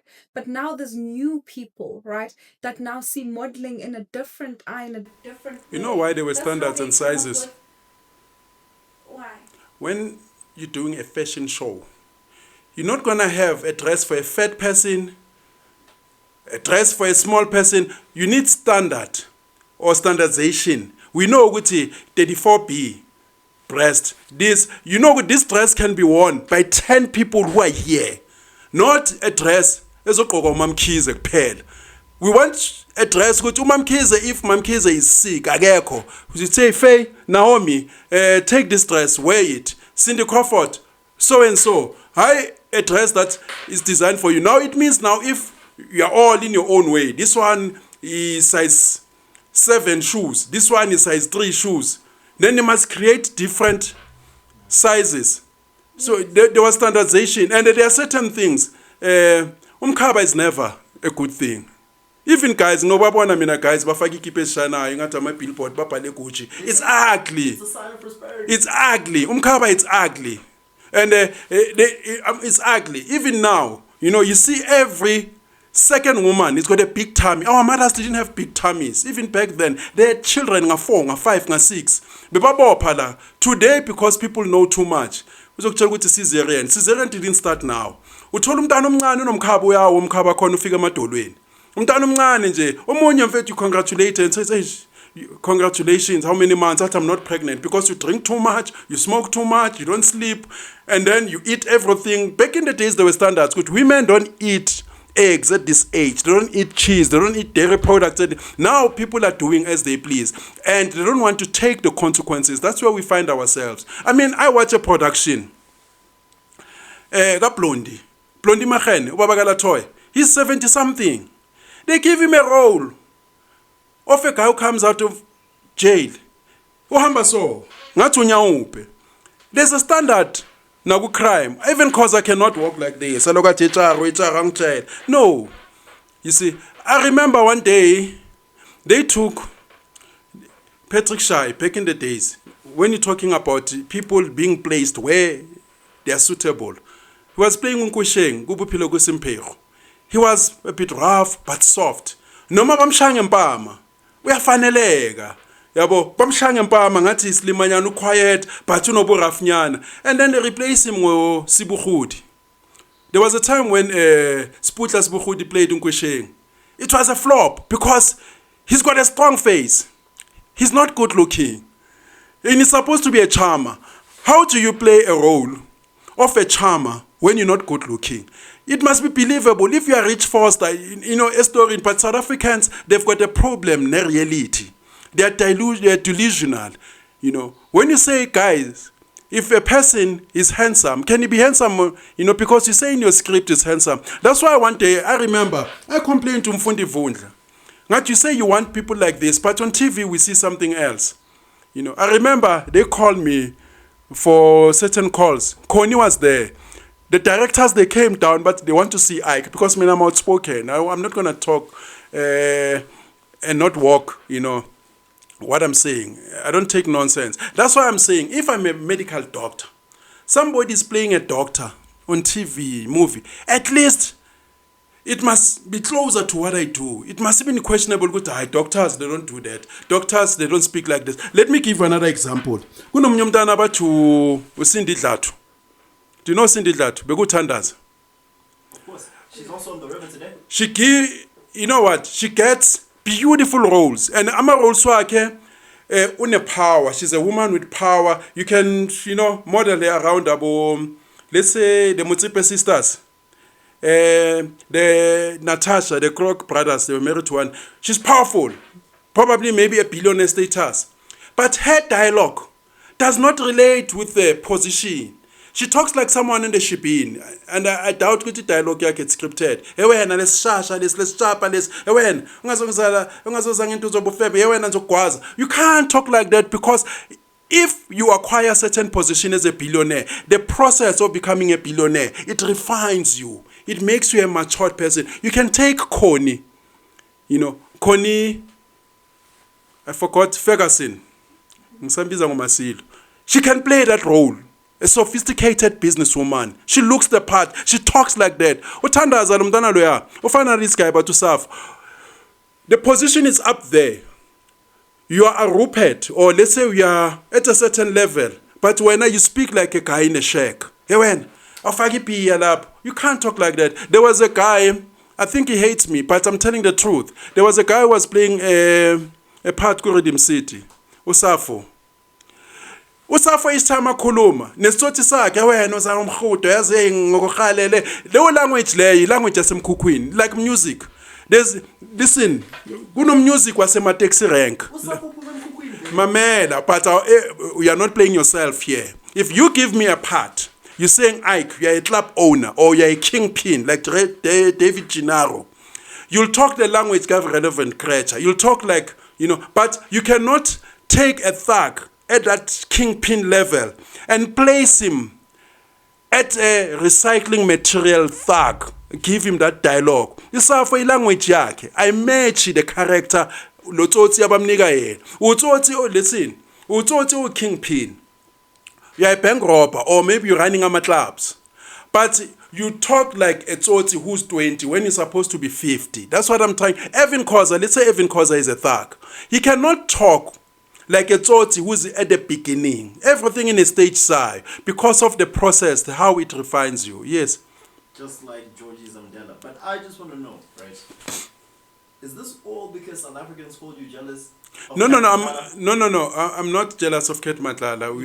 We're different, but I'm saying like just that I express my thought. Many people they are quiet. That's why I am loved. I receive love wherever I go because I express things that many people don't want to express. For me now, maybe my flaws are that I'm using model standard to judge. When you say somebody is hot, I think of about Kevin Khan, about David Ralph. I think of those guys, that I know, and I start to compare. We go to, okay, he's not that. And I start putting figures. Like for an example, like, I don't know how many times can I say this. There's a look. Taxi rank, I can meet a guy like you. There's a look that you can't. It's like music. You see like Winnie Mashab, Abo Makati. Their type of music. It's a type of music that will be popular in the shacks. It will be popular in a taxi rank. Go run back, taxi rank, go into Clip Town. Those type of music. But it's not. It's like umgupa nabo penny pain. Makati, Winnie Mashaba, it's not Bocelli. There's an area la ungeke umdlale khona. You feel good, no, this does not mix. That's what I'm trying to say. But South Africans, they've got a problem near reality. And South African women, they don't know what is hot. They don't know what is handsome. Because they're so used to, most guys are what this guy is hot. They mean money. Is cat hot or not for you? Yeah? Is cat hot or not? No, I cannot pronounce on hotness because I'm a guy. But on handsome I can, because there's a difference between hot. And hot, it has to do with sex appeal. Sex appeal, it means when somebody looks at you, thinks of bedroom, thinks of sleeping with you. That's why there's a word sex. I don't look at another guy and say sex. He can't sex me, I can't sex him. But what I'm trying to say, there are women who are not beautiful, but they are sexy. There are women who are sexy, but they are not beautiful. There are women who've got both. When I'm saying sexy, I'm looking at you, I want to put you on my bed. There are women who are beautiful, but they look like accountants. They are boring. That's what I'm trying to say. So, while, in closing off the Cat Mandela thing, I think Woolworths capitalized on them still, They changed their bag color from black, to colorless. Just to colorless and to white. Look. Just to, alleviate. Was that a racial thing or was that I don't know. I cannot speculate on what other people are saying and they're not pronouncing. But what I'm trying to say that if you are a brand, you must be in tune or in line with what is happening in the streets. You see, like the guys who were doing Nando's adverts back in the days, the advertising agents or company, they were smart. But now, I don't know. There were times when people used to watch advert. I came in that era. People used to watch advert. Good kune advert so ye Nando's, yes. Kune advert ye Telkom. I'm advert with Telkom were the best. I'm advert with Coca-Cola were the best. About Esprit, Peter Stuyvesant. There was a time. So back in the days, a lot of creativity was invested in that. Nando's would come up with an advert. Gaddafi has been killed. They come up a day later with an advert where they showed Mugabe, the last dictator standing. Mugabe is gone. So you say Not Mugabe, Gaddafi is gone, Chairman Mao is gone, Idi Amin is gone, Baba Kipa Bonka, Bati. They'll bring a nice twist to it and say, but you don't have to be alone. You can join us at Nando's, or you can eat dinner at Nando's. They were smart back in the days. So Woolworths should have said the cat is out of the bag since they've removed the black. I can't tell them what not to say because this is the area of creativity. Even if they say the cat is out of the bag, obvious these guys, they sit and analyze. You might think when it sounds catchy to say the cat is in the bag, but it might imply something else. Pela, if you're a brand, you don't want to alienate certain people. You don't want to, you're trying to walk, on the tightrope. You want to capture people as much as you can, as much as in a target audience. Because sometimes when you open your mouth, you may upset certain people. You are now taken to Human Rights Commission, all this. So, for Bona, it's a good thing. The guy said, Woolworths bag is the money bag. Already, he's advertised Woolworths. Whether Woolworths, they act or don't act, if they change the bag, they don't change the bag, they're benefiting from that. If people are doing dance challenges and TikTok challenges with Woolworths, it's free advertising. They don't have to say anything because saying, something, it might cost you. It might cost you. Have you been in a situation where you see a beautiful woman? You don't want to say much because you may say something and you upset her. You want her. But you don't want to speak, or talk too much. Even brands, they also get into that space. But I can tell you, South Africans, they downgrade things. I can tell you, even Gusok, majority of the people about they are hot. That guy, like the first time I saw Tiko Modise, but Tiko Modise, there's this hot player. Once I saw Tiko Modise, some people believed I was jealous. I said, no, the guy is good. But he's not Dr. Khumalo. He's not Mpho Giftil Remy. Because South Africans, they like to elevate average. Tiko Modise is not the type of player who ngabe bekakhona, ngabe swinile. Basically, you saw him. I saw an average guy who could do basics, but he's not Ronaldinho. Maybe I come from that era where I saw Jomoson, where I saw Esintweling, where I saw Jingles Pereira, where I saw Shaka Ngobo. Internationally, I saw Rudy Gullit. Maybe my standard is too high. Maybe I was born in the wrong country. I saw Marco van Basten. I saw Messi coming. I saw Eto'o, under 17. I saw Roger Miller. So majority of South African, he's good. But mena that good wabo is not my good. It's like someone selling you a product. Like one guy was selling me a car battery. It's new, Baba. This battery has been used. No, maybe it's used once. No, my idea of new, it means it comes from the shop. The same as with hot women. Someone might say, hey, this girl is hot. For me, I see maybe a strong 4.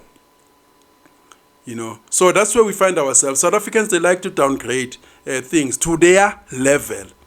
Because once it's out of reach, they feel insulted. I mean, look at all the people who are in the media. Who's the 10? Women. Even guys. That's another question. Because, come on. And then they will say... Because on top of the media these days, it's because you greased palms, you slept with somebody, you did this or you did that.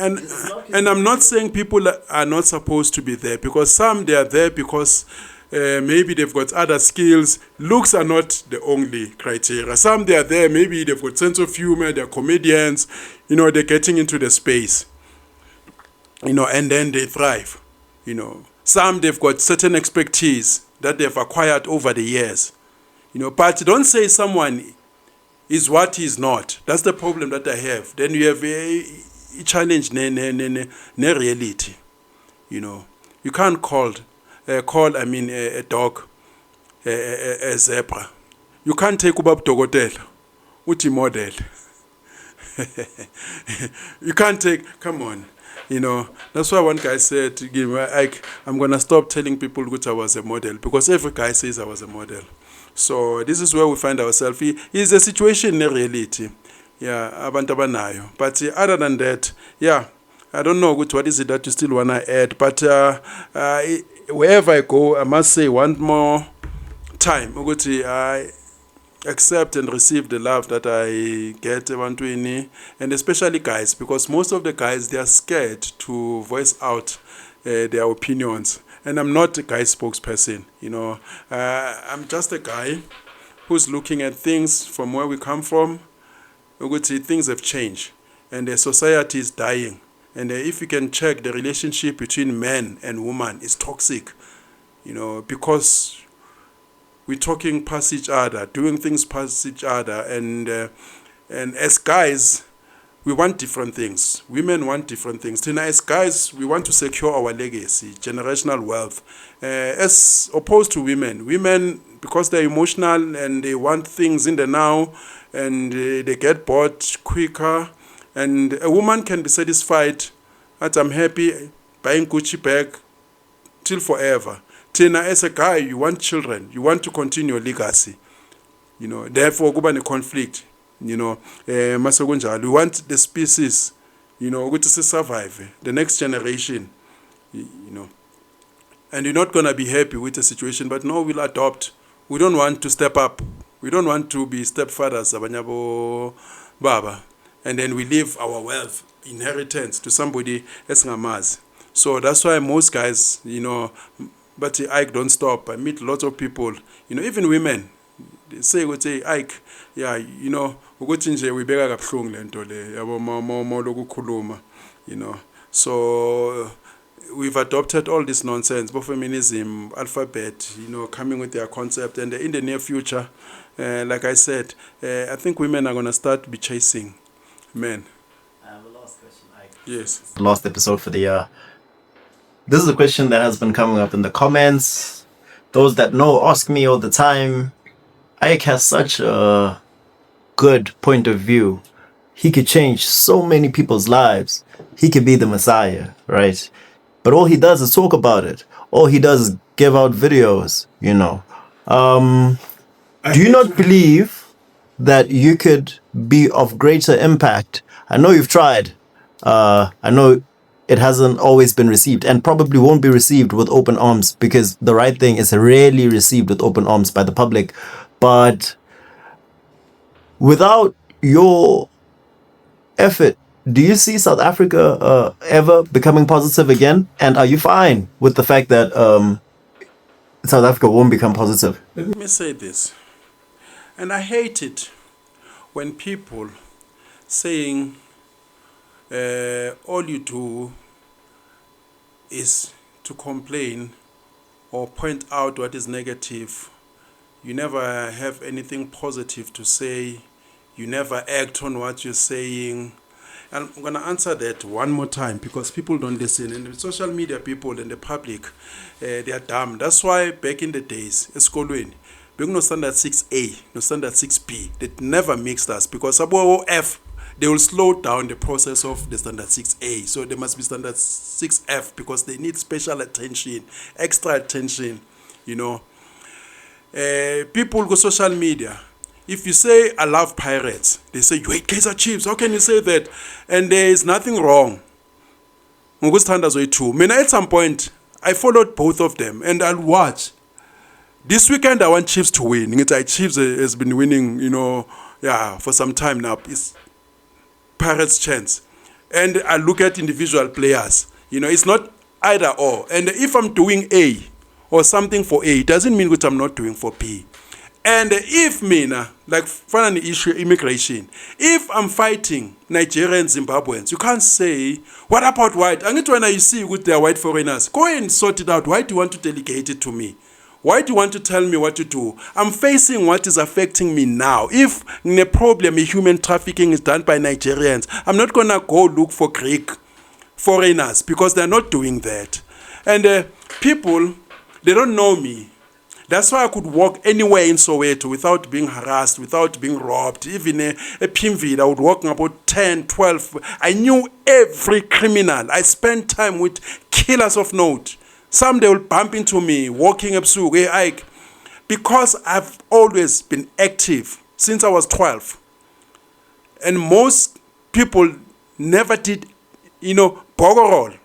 When I joined the COSAS, nobody called me when it was dangerous, not when Mandela came out. I was part of those campaigns at school. When it comes to universities, we're always fighting. For, I'm a student, go be excluded, go NEFSAS, go TEFSA, I was always active. Gang violence, we're always active. It's me who intervened and said, guys, we can't be fighting amongst ourselves. The enemy to E1. In the arts, when I came to the arts, it was after Umatlatin had just died, or during that era. I was part of the collective. Kuba nama standard contract. Many people, they didn't care because they thought they were happening. I'm a repeat fees. I was always active. Even the question of immigration, we called people, 4 people came. There were more police and journalists. My citizens, I campaigned against the Nigerians. We went to the Nigerian embassy. South Africans, they like to complain and criticize the one who's doing something. Even Abu Tutula, when we started, South Africans didn't want to support that. I came, but put South Africa first. I've taken up matters for free because Nigerians were taking abantu ababophisa with corrupt police east of Joburg. Even in the Val, people would call me. Even during COVID, when I was not earning, fighting banks. Imagine in the morning, the banks, they want to repossess their car. I mean, I'm going to court to go work for free. And the people who are criticizing you, they will tell you on social media, you're not doing anything. Because they want to micromanage you, remote control, and tell you what to do. And the black people, they've had Malcolm X, they've had Stephen Biko, they've had, Robert Sobukwe, they've had heroes. What more do they want? Who's the leader of the Indians? Who tells Indians that they mustn't buy from anyone else? Who tells Jewish people? They know where they must spend their monies. It's entrenched at home. Us, we were conditioned by white people. Yeah, they must condition yourself. They must condition themselves. You can't be blaming all the time, blaming the other. It's always the other. Robert Sobukwe, Walter Sisulu, all the people that you've named, right, they did affect their generation. Hence, you guys are the places that you guys are. Who's the Robert Sobukwe of the 2000s? Which politician? Yeah, I don't want to be Robert Sobukwe of the 2000s. I brought in lawyers. I remember Schoolman Abumaro, there was a party called South Africa First. I brought in about 2 advocates.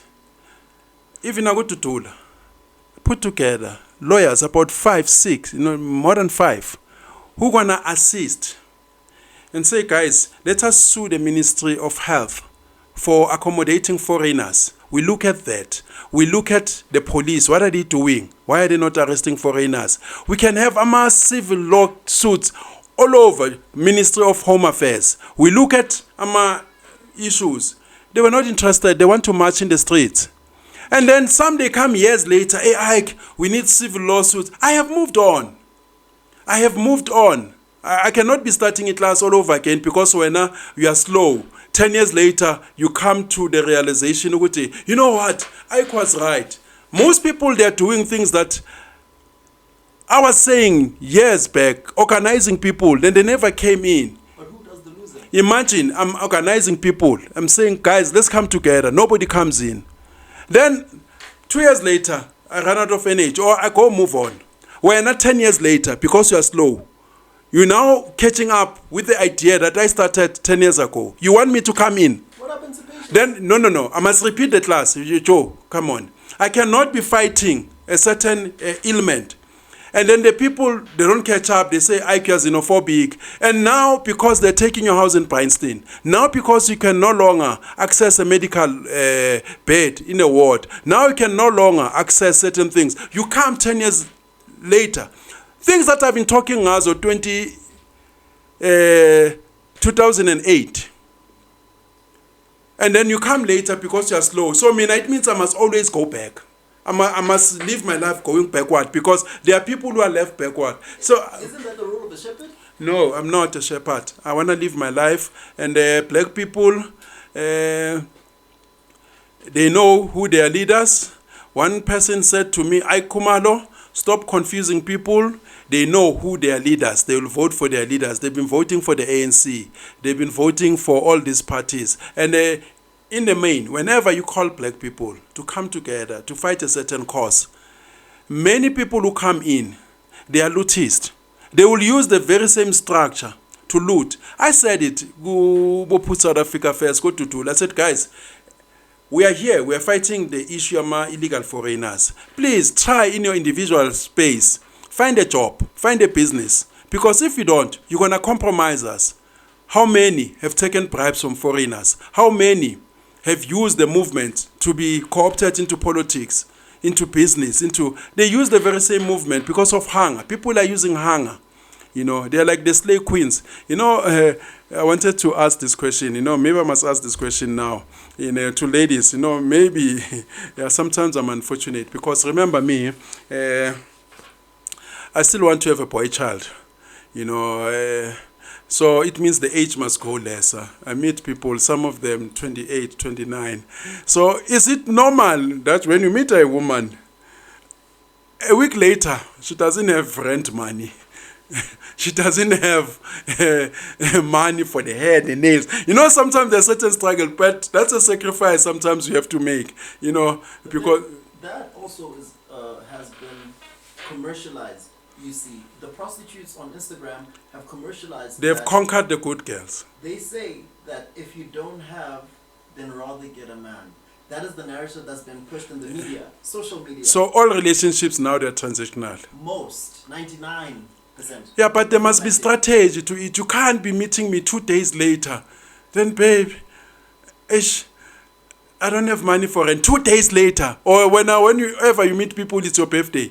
There must be a strategy to it. It depends. It depends. I think that, let me answer for the women, right? So I think that it depends, right? So as you were saying that it goes with age, right? So let's say I'm 23 years old, right? And then I meet a 40-year-old man. That man is 17 years older than me, right?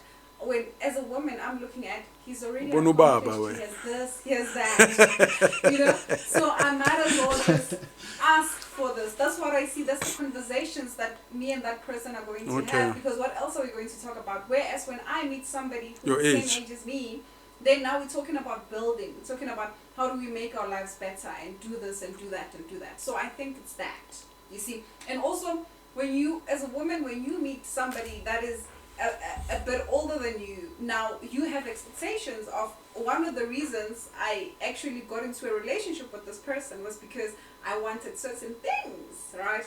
And that's the money thing. Look, I don't dismiss entirely relationships are not transitional, because as a person you always want something. Sometimes I might be looking for your womb, when you're looking to build, because I want children. I cannot have a situation where you can't give me children. The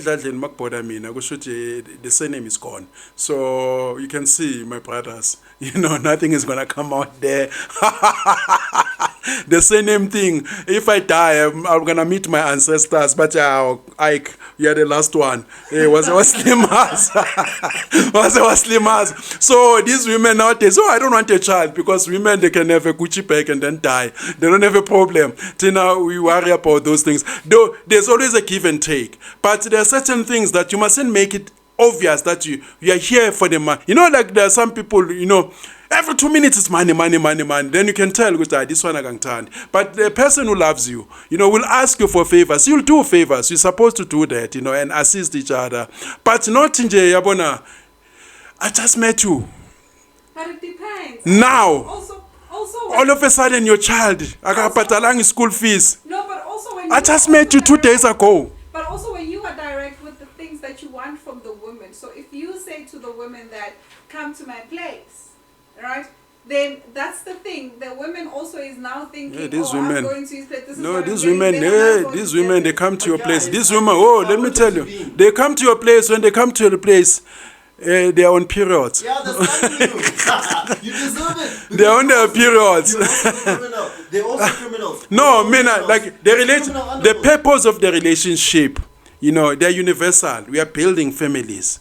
We are going forward. I must assist you here and there. It's clear, you know.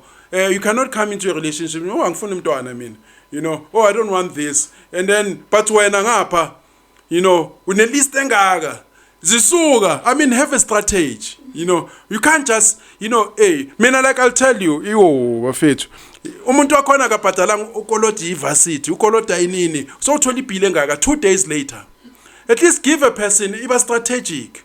You know, ubene hayi so ufuna iPhone, ufuna inini, awuna amatayera. Zisuka nje, have a, you know, a plan ukuthi yazini. And then now you must give in something, but leza manje, they don't want to give anything. They want to take and take and take. Did you ever think that women can even love men? I mean, even in the Bible, we know husbands love your wives. Wives respect your husbands. A lot of men argue that because women are incapable of actually loving. They Guys, cannot love. Let me tell you this. So what do you expect? Men want to be loved. But they are now reducing themselves to second prize because they realize with this modern generation, they are not capable of loving, they are selfish, they are into their own. Now they say, at least let me get respect. It's a second prize. Even if we are mutipe, even if we are ugly, we are spending money, we are rigorous, but you want at least good as in no to attracted game. I mean, ugly guys, they know they are not attractive. But at least you want a situation which at least she likes my jokes. She likes my style. You know, you don't want a situation which now you know which, yeah, if I don't have money, I'm fucked. You know, there are situations like that. Which is, if I don't have money here, I am done. But you want a situation which at least man, you know, I agree with me. So, but nowadays it's not the situation. So women now they become selfish and they are in the now and because of social media and feminism, they think that they've got plenty because. She posted a picture on Instagram, 10,000 guys like, but they confuse Guti. These guys, is it value? Is it they want to smash? Because guys can like, guys can want you, but it's for what purpose? That's why good relationships now are messed up. Because people think that they've got endless supply until they get into their 40s, especially in their 30s. Tina, with guys, what matters to us? We don't care about women's education, career. We want we want effeminate. Not the men these No, days. that is I'm a single parent. no. But I agree with Ike. Tina, we want femininity and we want fertility because as guys, we want to expand. I mean, there is no. Why not today? Why do you say not today? The men today. What gave you that? The men today want to be treated like women, right? They want women who work. They You know why? It's the opposite. You know now. why? Because women started that nonsense. Yes. Women started that nonsense. Women today, they are complaining with these guys are not chasing, are not pursuing. These guys, they used to do that. Our generation, you said it's harassment. You open your door. I can open my own door. You think that because I'm a woman, you're chauvinistic. Guys started saying, you know what? Checking out. Guys now, they're tired of these women. They're tired. They're bailing out. That's why guys now, they start coming and say, guys are coming and say, I am the prize too. Guys, it's a reaction because these women, they are brutal, you know, inconsiderate. They get bored easily. Abu told me you deserve better. You know your worth. You know, when you're about to invest, they just take off. So guys, they saw the game and say, you know what? We're putting ourselves first. And women are complaining because women, they want a traditional man. When they're no longer traditional, they have evolved. They've gone too far. No, guys. Yeah, guys no longer. There's no need for guys to be traditional. That's why guys are changing. Guys are changing because they say these guys, they want a traditional man, a man who provides and does that, but they want to slay. They want to drink the whole night. They want to collect bodies. They want to come. And the guys are saying, hell no. We're also changing. I also want value for myself. I was telling my colleagues the other day, there's BEE, I was telling my women colleagues, BEE has placed women at the top of management. Another mistake. My question is this. The women now earn more because the companies Yes. are trying to get points of the government, but they still expect the guys that are being They wanted to earn more without taking the responsibility of what you must do when you earn more. Let me tell you this. Can I conclude my sentence? You see, Afrikaners and all other nations that are civilized, who've commanded empires, they made it a point that they put a woman at a certain cap. A woman can never be greater than a man when it comes to earning, because women want to give them liberty. Yes, they will show you flames. So Afrikaners, they made it a point, because if you are a school principal, you marry a teacher or a clerk. If you are a doctor, you marry a nurse. But the woman could never marry above you. Because women, when they acquire independence, freedom, they want independence. It's completely different with men. Men are in sexless marriages, they are abused, but they want family. They go back to their family. Women, once they are rich, they've got money, they become Oprah, they become syndicate. All the single ladies making money, they're on their own. All the single ladies. That if the roles are reversed, then it should be like that, because now what you guys are saying is that when women earn more than men, they take off, they run away. No. They become independent. No. They fuck gym instructors. No. So now the men now, when they are not earning more than the woman, right? Because now the woman automatically becomes the provider because they have more money. And they're not paid Meaning for that it. the men now must do the things that men expect women to do, which Such is as, because I can't earn more money. what take is care a of the woman? What household, is a man supposed to do in that situation? wash the dishes, do laundry, like clean, do all of those things that women do, take care of the become a husband if you have to, because your woman now makes more money. Women are capable of That's crazy. That's nonsense, because when men are making money, having money, they still continue doing what they're supposed to do at home. They don't shift everything to a woman. No. They don't say, I'm working, you must wash the car, you must do the garden. They still come back home and do what mainly things that are supposed to be done. But when women are working, a woman can call you, uphuma ngegate. Ike! Ushiyisithe toilet ungayihlisanga. A woman, when they've got money. That's why women, ne power, they cannot, function. Hence, civilized nations, they made it a point, they kept women. Amajuda, Indians, all civilized. It's either they use religion, they use culture, they use even laws, they use the culture of shame.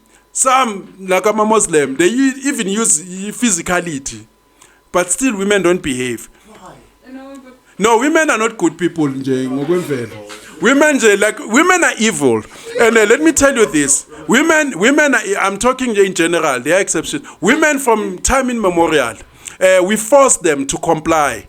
And right now, we don't have power as men. Eqaleni umuntu makangena athi uyadunusa esportini sithi wena hlala phansi, because there was always the alternative, and which is harsh. We could sanction her.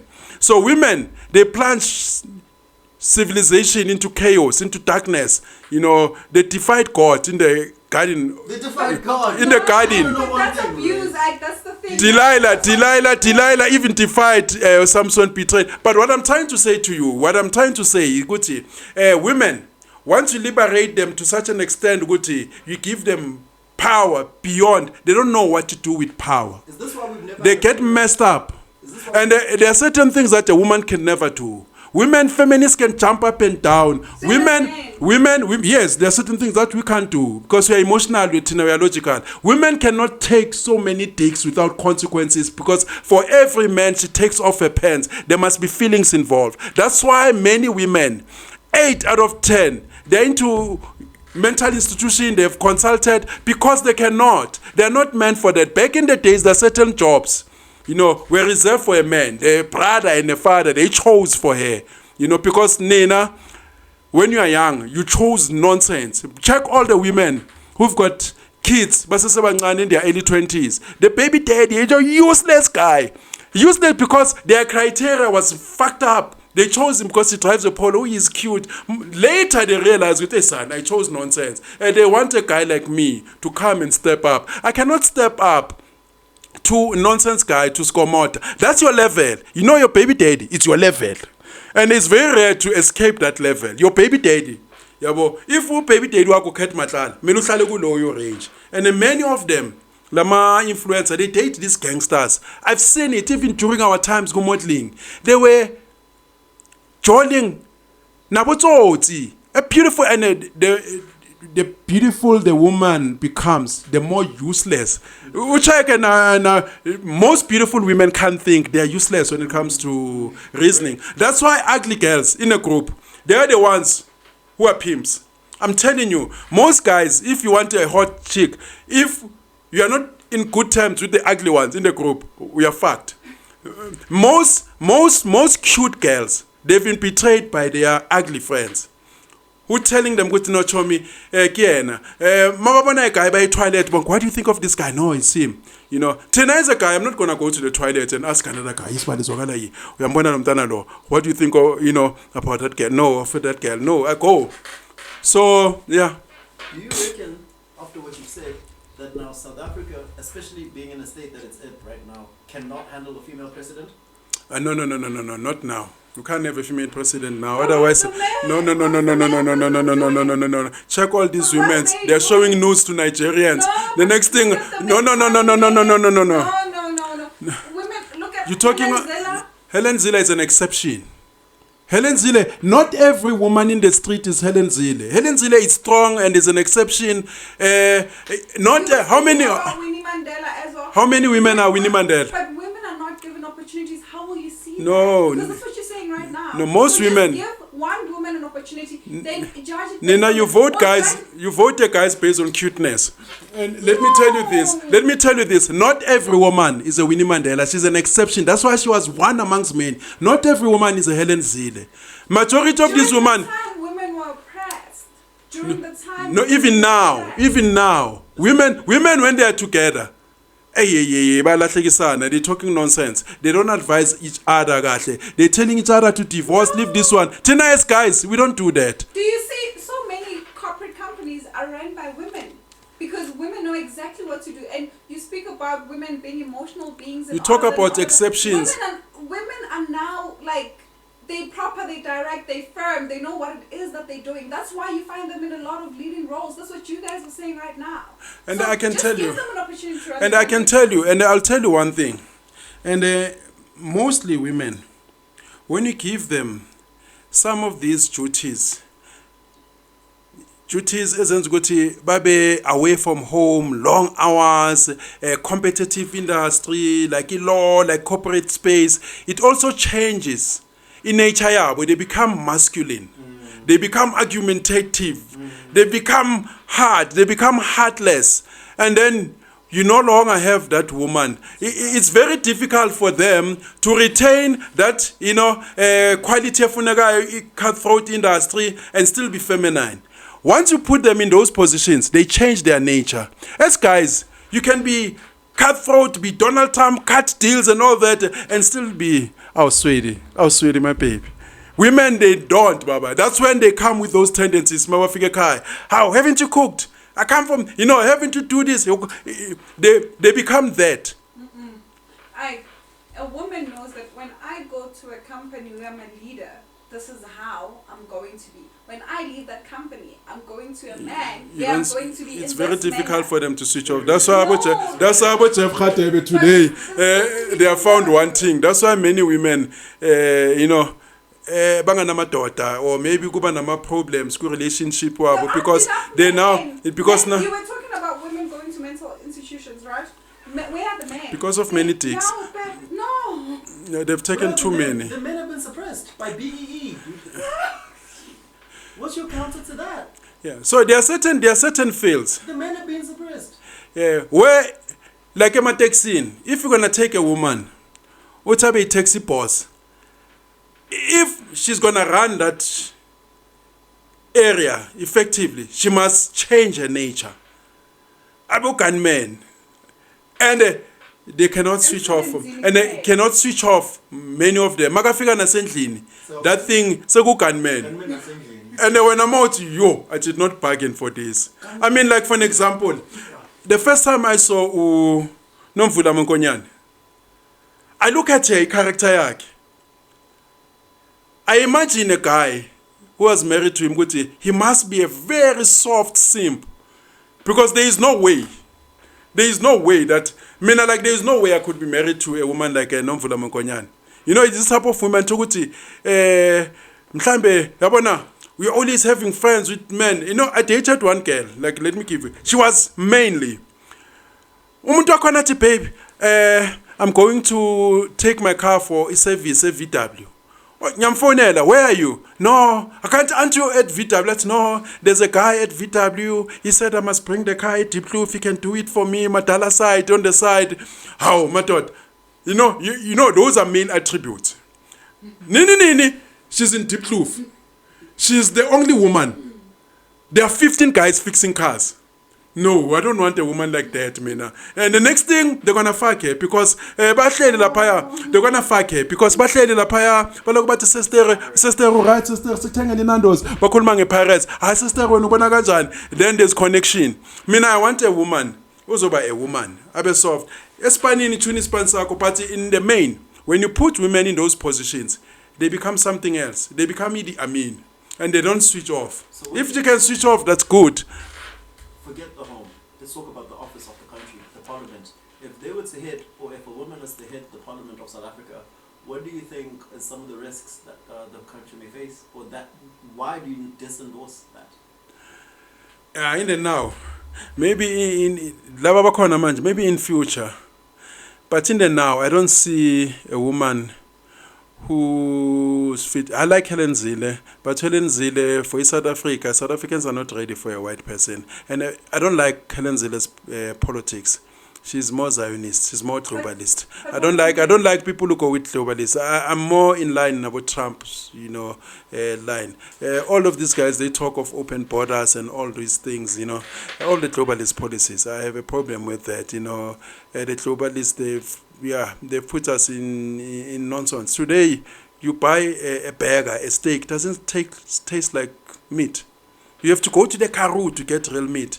That's why now we are seasoning our meat like Americans. This thing, it doesn't taste like beef. It doesn't taste like, because of these globalists. They have allowed Monsanto, GMOs. Everything is changing. So Abu Helen Zille, they push that line. Yeah, I'm a Zionist. Outside of Helen Zille, I'm talking about just a female president. Who do you think, a name that just comes up, it can't. It doesn't have to be somebody that we know. Do you think Lindiwe Sisulu can be president? I don't know. Do you think Lindiwe Sisulu can be president? Of course. Do you think, okay, kulaba abancane, ubobana bakhona la kumukela. What if there's... They are not, if bakhona, they are not exposed. What if in Soweto that no one knows about that could be?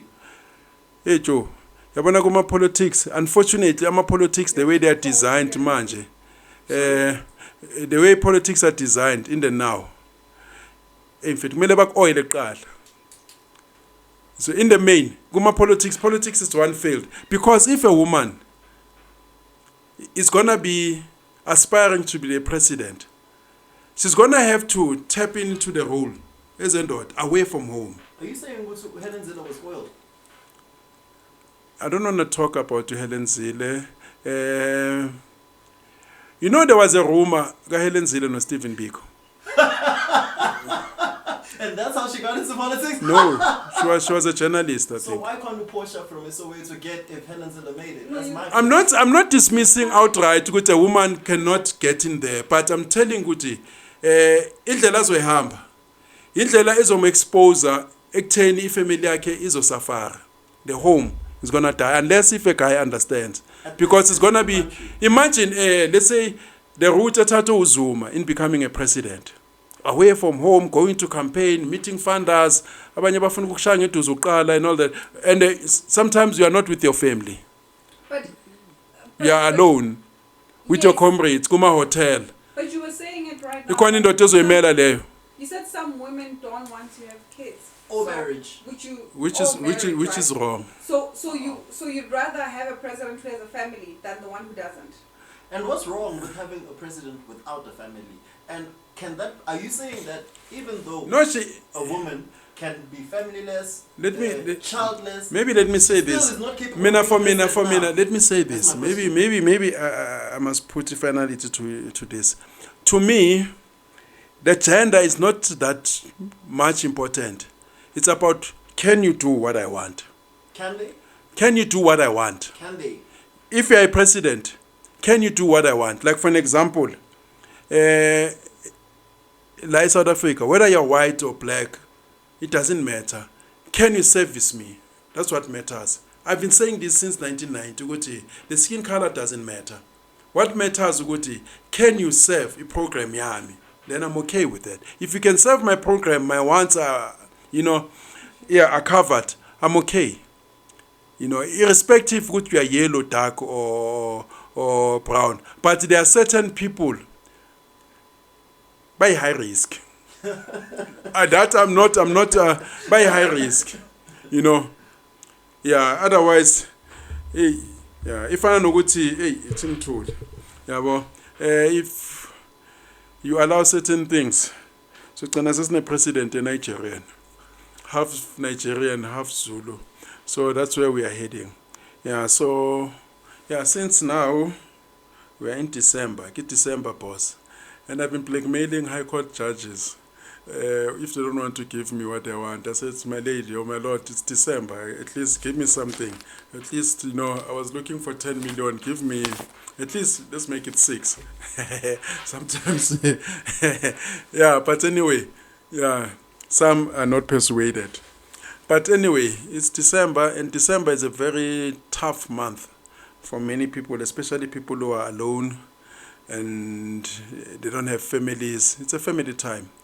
I always crush other people's families. I'm a loner. Sometimes I'm alone, December 25.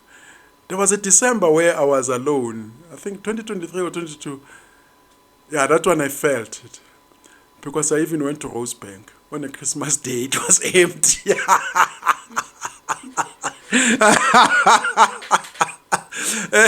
That's a mistake. When you are growing up and when you don't prioritize the family, because it's family time and friends, they disappear with time. You need a family because those days, that's when you realize, this is family time. I should have been with my family, doing whatever on a holiday. So, so I feel for those people, who are lonely. Many people, they commit suicide. Abanye family are overseas. So I hope that they'll have a wonderful, wonderful Christmas and Happy New Year. And may all our wishes, be fulfilled, And I hope in 2026, coming local government elections, South Africans, they punish the ANC. I hope they punish the ANC. They don't give ANC anything. I hope they punish the EFF beyond reasonable measure because I'm telling you, I normally say this, if Julius Malema was alive in the 80s, we would have necklaced him because there is no way that a person, whenever foreigners are raping our kids, they are taking buildings, they are selling kids, poison is quiet. Whenever South Africans, they protest, is against South Africans, calling them xenophobic because he's pushing the globalist agenda. Maybe he's funders, all the time, he's mocking South Africans and his minions in the, so I hope they punish the EFF. I hope they punish Gayton Mackenzie, never give him Mama votes because Gayton Mackenzie is an ice boy. He was Zuma's ice boy. He's now an ice boy, Cyril Ramaphosa. He just wants to be there, And I hope they punish, those parties. But almost all these parties, the main issue gave me illegal immigration because whatever that you promise South Africans, and I'm glad with this issue, it's now coming to finality. Some people thought that they were excluded. Same as artificial intelligence. No one is excluded. Your job is threatened. Nama foreigner. They are coming, for you, wherever you are. Business opportunities, even in court now. Maningi ama-lawyer, nama-judges. Azayi, wama-Kirimani, nama-Khalanga, nama-Nyasa. From other countries. They're taking those opportunities. City of Joburg, they're coming there. City of Tshwane, employed. And instead of employing South Africans, even kula soccer team, hospital beds taken, infrastructure destruction, school, manje kuzu January. Tina, we are told, you must register your kid. This laws zabo, these pass. There's this law. Foreigners' kids, they can come without even documentation. If you promise South Africans limited resources and you've got unlimited number of supply from foreigners, these guys, they come, they take those opportunities first. You can never solve South Africa's problem so long as you've got the whole of Africa coming to South Africa. If you've got 10 jobs, 10 Mozambicans take them because they're desperate, they take anything. Anything. So we are not safe. That's how Donald Trump is fighting tooth and nail, blocking the Mexicans, blocking the Venezuelans. And black Americans, they don't see that. Because some of them, they don't want to work. They want food stamps. Because he's protecting them too. Because these guys are displacing them. They're taking opportunities that should be going to indigenous Americans who are black. So my question is, if South Africans punish the local government or local elections, will they not, warn the ANC to bribe South Africans so that national elections favors the ANC again? I've seen this time and time again, particularly where I grew up, where the ANC would be punished and then the opposition party would maybe gain favor in local elections. The ANC then realizes, wow, we've lost power in this region. And then when it's time for elections, when it draws closer for national elections, the ANC becomes the super good guy who's giving out power in the neighborhoods and t-shirts, and then the vote has been bought. South Africans, they must be wise. You cannot be bought a t-shirt and a pie. And political parties, they've got this thing, near elections, they come up with service delivery. I would like to just articulate, Mr. Ike. It's more than just pop, right? It's a history of the ANC taking care of black people, reinforcing what other parties aren't doing. I've never seen the DA come with pop in the neighborhood. No, what I'm trying to say is this. In the past, they used to almost hog land, service delivery, and unleash it near elections, as if they are doing something, so that it's fresh in the voters' mind. We say ANC along is. So South Africans, they need to be vigilant. Not fall for those tricks. It's like someone who's nicer to you because he wants a benefit. A guy who comes to you, buys you alcohol because he wants to sleep with you now. After that, gone. That's what the ANC is doing. So South Africans, they must be vigilant. But no, it's not with good intentions. When they come, and still, when they unleash this service delivery, it's them who benefit because they give themselves these tenders. They unleash this money before, it will back to treasury, and giving it to themselves, and pretending to be helping you. Ngento kumele ngabe kudala bayenza 4 years ago, like they did in G20. Why were they not cleaning?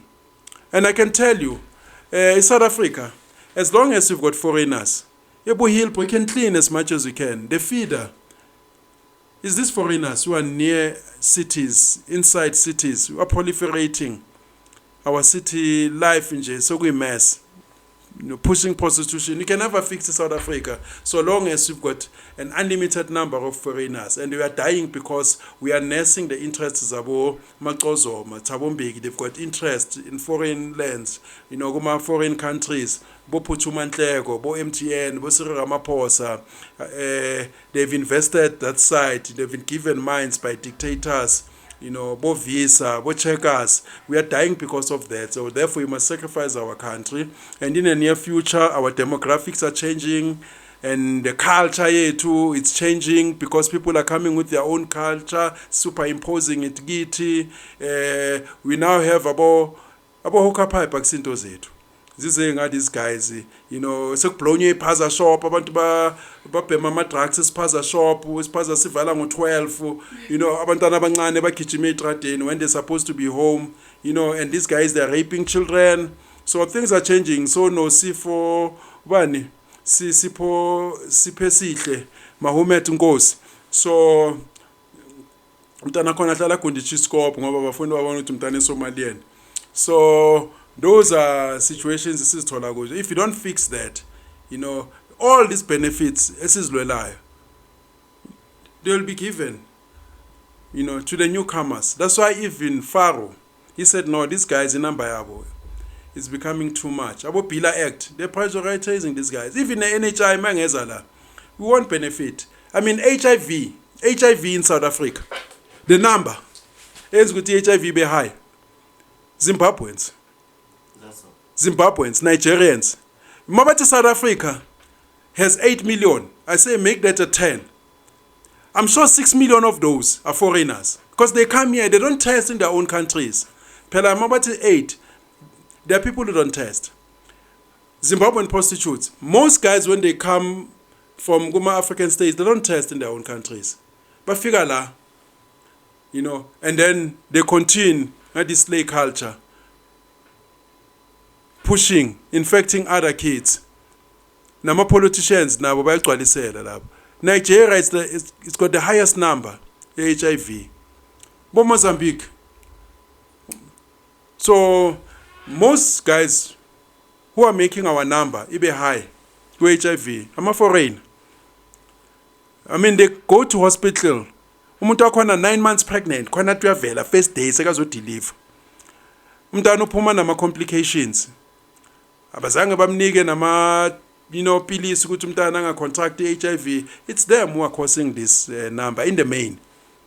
Does South Africa have hope at all? South Africa. There is hope for South Africa, provided that South Africans, they do certain things. Look, if you lived post-millennia, you're better off than someone who's living in life yakhe ngama 1300. 1300 you could have been a slave. There's so many opportunities are happening. If our boni, it doesn't mean good our work. Unfortunately, Tena, we are looking at politicians. It's high time that we move and shift the focus away from politicians and believe in ourselves. Nowadays, we can come up with a product and sell it globally. You know, if we can find contacts, you know, things are here. You know, nothing medicine use the spaces is taller. You know, so there is hope for South Africans. But unfortunately, South Africans are not trained to see those opportunities. So if, you know, we can invest Kuboma IP, coming up with something, you know, original that the world needs, you know, rather than working for somebody else, because that field, that avenue is closing, is shutting. About China, they're here, they're killing our industries. So in the near future, it's about what can I do, you know, for me. You can come up, you know, I know we have to close, but I have to ask. You can come up with your invention. You can come up with a place called me. And then the company shuts you down or steals it. Or the ANC says, wow, what a competitor of ours. Oh, wow, why didn't I think of that? There's a guy I know who likes to say, why didn't I think of that? You know what comes next after that? Your idea is stolen and developed in a way with resources that you never knew. Does South Africa have hope? So then you must throw your hands in the air and say, hey, they'll steal my idea. Try to protect your idea. Don't find out, please call me, Luisa, and he won. I know that he's got a struggle now, legal challenges and representation, you know, but he started somewhere. That matter was started by Advocate Machano. I hope they give him something, because that matter, please call me, it was dead. It started by Machano, a guy from Pimville, you know. I know, Machano was my school teacher. Yeah, he became my senior, go practice, you know. Now, Popo was my colleague at school, and he's an attorney there. I phoned Popo the other time. He said, who's Ike? Ike, you know, there's some people when they have money, you phone them, they say, you end up now, I'm Ike. You remember? I'm not going to do that nonsense. I'm phoning you and say, hey, this is Ike. Yeah. Let me thank the followers, the fans, people who comment and share. And I know that sometimes they do comment, and yeah. And I must also explain this. putting the book next to me is not my idea. It was his idea. Putting books. I'm not the type of guy who likes to flashy things and put libraries next to me, stand next to Rolls Royce. You know, I'm not that type of a guy. But I like to thank the people who've been supportive. And I find it difficult for me. And I keep on saying, I would never stand for office and asking people, "Good, please vote for me." The same as it's difficult for me to say, share, subscribe, like, whatever. It's something that I've had to do because I'm in a team, you know. But me personally, I'm that type of a person, you know. I just move quietly. But I like to thank the people who are commenting. I know that I'm not spot on all the time. Sometimes I'm wrong, and yeah, and I do welcome suggestions, you know, contrary views, you know, criticism. I'm used to criticism, so that's why sometimes when people shower me with praises, namnyatura, because my hands are always up, you know, because I always say, you know, there are things that are irritating people, and then I'm already like this. So yeah, many people, they tell me, because hey, we follow, you know. It's very surprising because I think some time ago I went to one judge. He said, "Hey, it's you." You know, many people. Yeah, so I meet lots of people, you know, in the streets, and they say, "Hey, you know," and the ladies, you know. Let me tell you about the ladies before I continue. Yesterday I was in court. I saw this white lady. She's got big bums, big like black, more than black people. I saw her once, but I went to her. Now she's married. Hey, I made a mistake, eh? You know, because I want her. But she had a friend who's got a bigger structure, nice blonde. This one thought I was coming to her. She started warming up. But me, I'm losing my touch. I went to the married one. She says, "Oh, I'm married." But now at that point, I want to change. Because this one, let me tell you the scenario how it happened. These two white ladies. In court, I'm coming out, I'm done my matter, I'm happy I got my offer. Friday, it was what date was it yesterday? Doesn't matter. It's fine. Yeah, it's my last day, 5th of December, 2025. So as I come out, I said, "Yo, here's this woman. I've always wanted her." So, but she's with this other one, equally hot, but blonde. So now my instinct, I went for the one who's married. But this one, she was anticipating me, you know, when somebody's, you know, welcoming. Hi. And I shot and I says, "No." She says, "You want to talk to me?" I says, "No." Hey, yabo, I made a flop. And she says, "No, I'm married." And now I can't say, "Man, you're also fine." I can't say to you, but you know, if this one is married, because it's like, oh, you went for this one and now I'm a second option. The same way as like last time. But I mean, I still want a baby boy. I mean, I don't have time. If somebody says I don't have, you know, space from Dwan. I met this Indian girl. Now she's got a black body, like Coca-Cola. Yo, I regret even to this day. And the maga mamele the tape, she must come to me. Juanita. She's an attorney. She's an attorney in Pretoria. She's Indian. She's in probably late 20s. I bump into this woman in the streets and I stop. You know, I could not pass. I stopped. I could not pass. You know, there are some people there, wow. I went back. And she understood every word I said.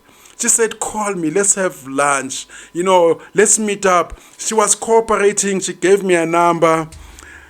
I took 9 numbers out of 10. 10, Baba. I took numbers. She says, "No, call me." Yeah. She called me, like, you know, and then my phone was on flight mode because I was in court. I quickly dashed out, you know, to go to the one office. When I came, I saw her. I tried all combinations. I even went back to where I met her for days. Juanita, she's beautiful. And she was saying, "Please call me." You know, I messed up. I messed up big time. Even now, wherever I pass the Pretoria and I say Church Square, I still look. You know, she had like nice hair, like big bums, nice. That woman. So, but anyway, yeah, thanks. So you want Jonita to reach out? Yeah, she must reach out. She must meet that woman. She's hot. The one that I missed yesterday, I'm still gonna get back to her. You know, I'm always. I mean, I want a baby boy. Are you ever getting married, or is it like a symbol vibe going on or what? No, I will. Okay, when it comes to marriage, most people they judge me because you're not married. And let me tell you this: the standard for marriage, and when it comes to guys and females, you cannot use female standard and say if you are not married, it means you've lost. Yes, I love to be married, but remember, marriage is not scarce for a guy. I can marry at any time. You know, it's a matter of preference. But for women, it's seen as a standard. You know, a woman, if she's not married in a late mid-30s, is seen as a failure, but not for a guy. Because me now, I can post something and say, I want to marry someone, 10 women will rise. The question is, do they fit the profile? So I'll still want to get married, but I want to be married to someone who also wants to get married, and someone who's mad. You know, magangibona, your fan, you know, and majority of the time, some of us, we messed up the people that we're supposed to marry, people who were our fans, number one fans, and we chose beauty. We started to follow other people, and other people, they came with, you know, ulterior motives, you know, and I've met good people over the years, good families, you know, and yeah, when the time comes, I will. You know, it's a question of, you know, meeting the right person. Somebody will die for you. I know love is not, you know, permanent. Certain things that ezenzakala emhlabeni kunama time frame. But you want someone now mompe ukuthi this is my what rider. Yeah, something like that. So that is missing nowadays. You know, that's what is missing. You know, people have become selfish. People is all about I. It's just that in those opportunities that when I meet people, good people, some have messed them up, you know. And the mothers of my kids, they've been wonderful. I must say, even though they stress me in sometimes others they don't, you know. I must say they've done well. And I've always been there. I've always supported all of my kids with no exception, you know. And the mothers, I don't want to say there are those, you know, about problematic, and sometimes I don't understand it. Maybe it's the nature of women. But I have supported this person. I even paid tuition fees at some point at varsity. But now the hostility, I don't understand. Maybe it's anger, you know, but I get it. Yeah, so, but to people who've supported me, and I meet people, but we're no longer here on radio. About JJ, they used to invite me. About one this woman, Likalaka Maschap, Khumalo, Ndlovu, Namasene Mamaning, yabo abotumelo mthutwana, they used to invite me go studio SABC na go radio 702, but the stations, they don't like me because they don't like my views, so they ban me. So I've accepted that. Go Power FM, go 702, SABC, but IKE, you don't want to hear about IKE because they cannot control me. When I come, you know, I say what I want to say. I remember the first time we talk about xenophobia, one guy said it was the first time I hear someone speaks like you. You know, if you know, in question of fluidity of religion. So I speak my mind. So I'm not going to be told what not to say. Yeah, I don't like to be censored. But other than that, yeah, I hope you enjoy the festive season, and we are in so fresh and looking good. And now I also try to rejuvenate myself. And young men, look for money. As a young man, you must look for money. And for women, preserve your body, because, you know, your gold is here, your body. The bigger the body count, yeah, the value is lost. You know, women are born with value. It's for them to preserve it. For guys, you have to acquire greatness, unless you are born into the Elon Musk family. So after, yeah, everything, when it's all done and dusted, yeah, I'm still here. You know, as guys, don't commit suicide. You know, you know, they're helping you. And as a guy, you must know, you must have never say die attitude. They say, I hope you understand that. So as a man, you never say die. You know, you push forever. And what doesn't kill you, it makes you strong. So some of us, you know, they've been through a lot. I tell people, don't make the mistakes that I've made. And I talk to guys, you know, some of us, they've gone through, you know, yeah, the worst of worst. But I'm still here. You know, I normally say to people, I cannot be defeated. You may win the first round, there'll be a second round. You may win the 10th round, there'll be the 11th round. I'm like a series of reactions. I keep coming. Even if you took everything away from me, as long as I've got me. I've lived in all suburbs. I've lived in the backyard, going, from a suburb to a back room. But I have that thing which I'll come back, like Papillon, in the movie Papillon. I will always come back. So guys must have that spirit. You know what? Kuzolunga one day. So unfortunately, we live in a microwave era. People are watching stories on social media without knowing what many of the stories that we see on social media, people posting, they're not even posting inside their own houses. They're posting Mama Vakashil. And then I think these guys are flourishing until you meet them. I met lots of actors when I came into the industry. I was disappointed because they kept up, this image, I'm flourishing. That's when you realize, your life is okay. Because now we have this thing, which I'm not okay. My life is missing something because you see other people posting, but they don't tell you. Even if they're posting material things, where do these things come from? So I hope people, they honor God. That's what is very important, because we've removed God away empilweni zethu. That's why we are where we find ourselves. Abantwana abasasho nasesikoleni ukuthi sesiqedile kwanamhlanje, siyabonga Nkosi. And once you move God, you are messed up, so thina everything, it started with God, it ended up with God. So and peace and out.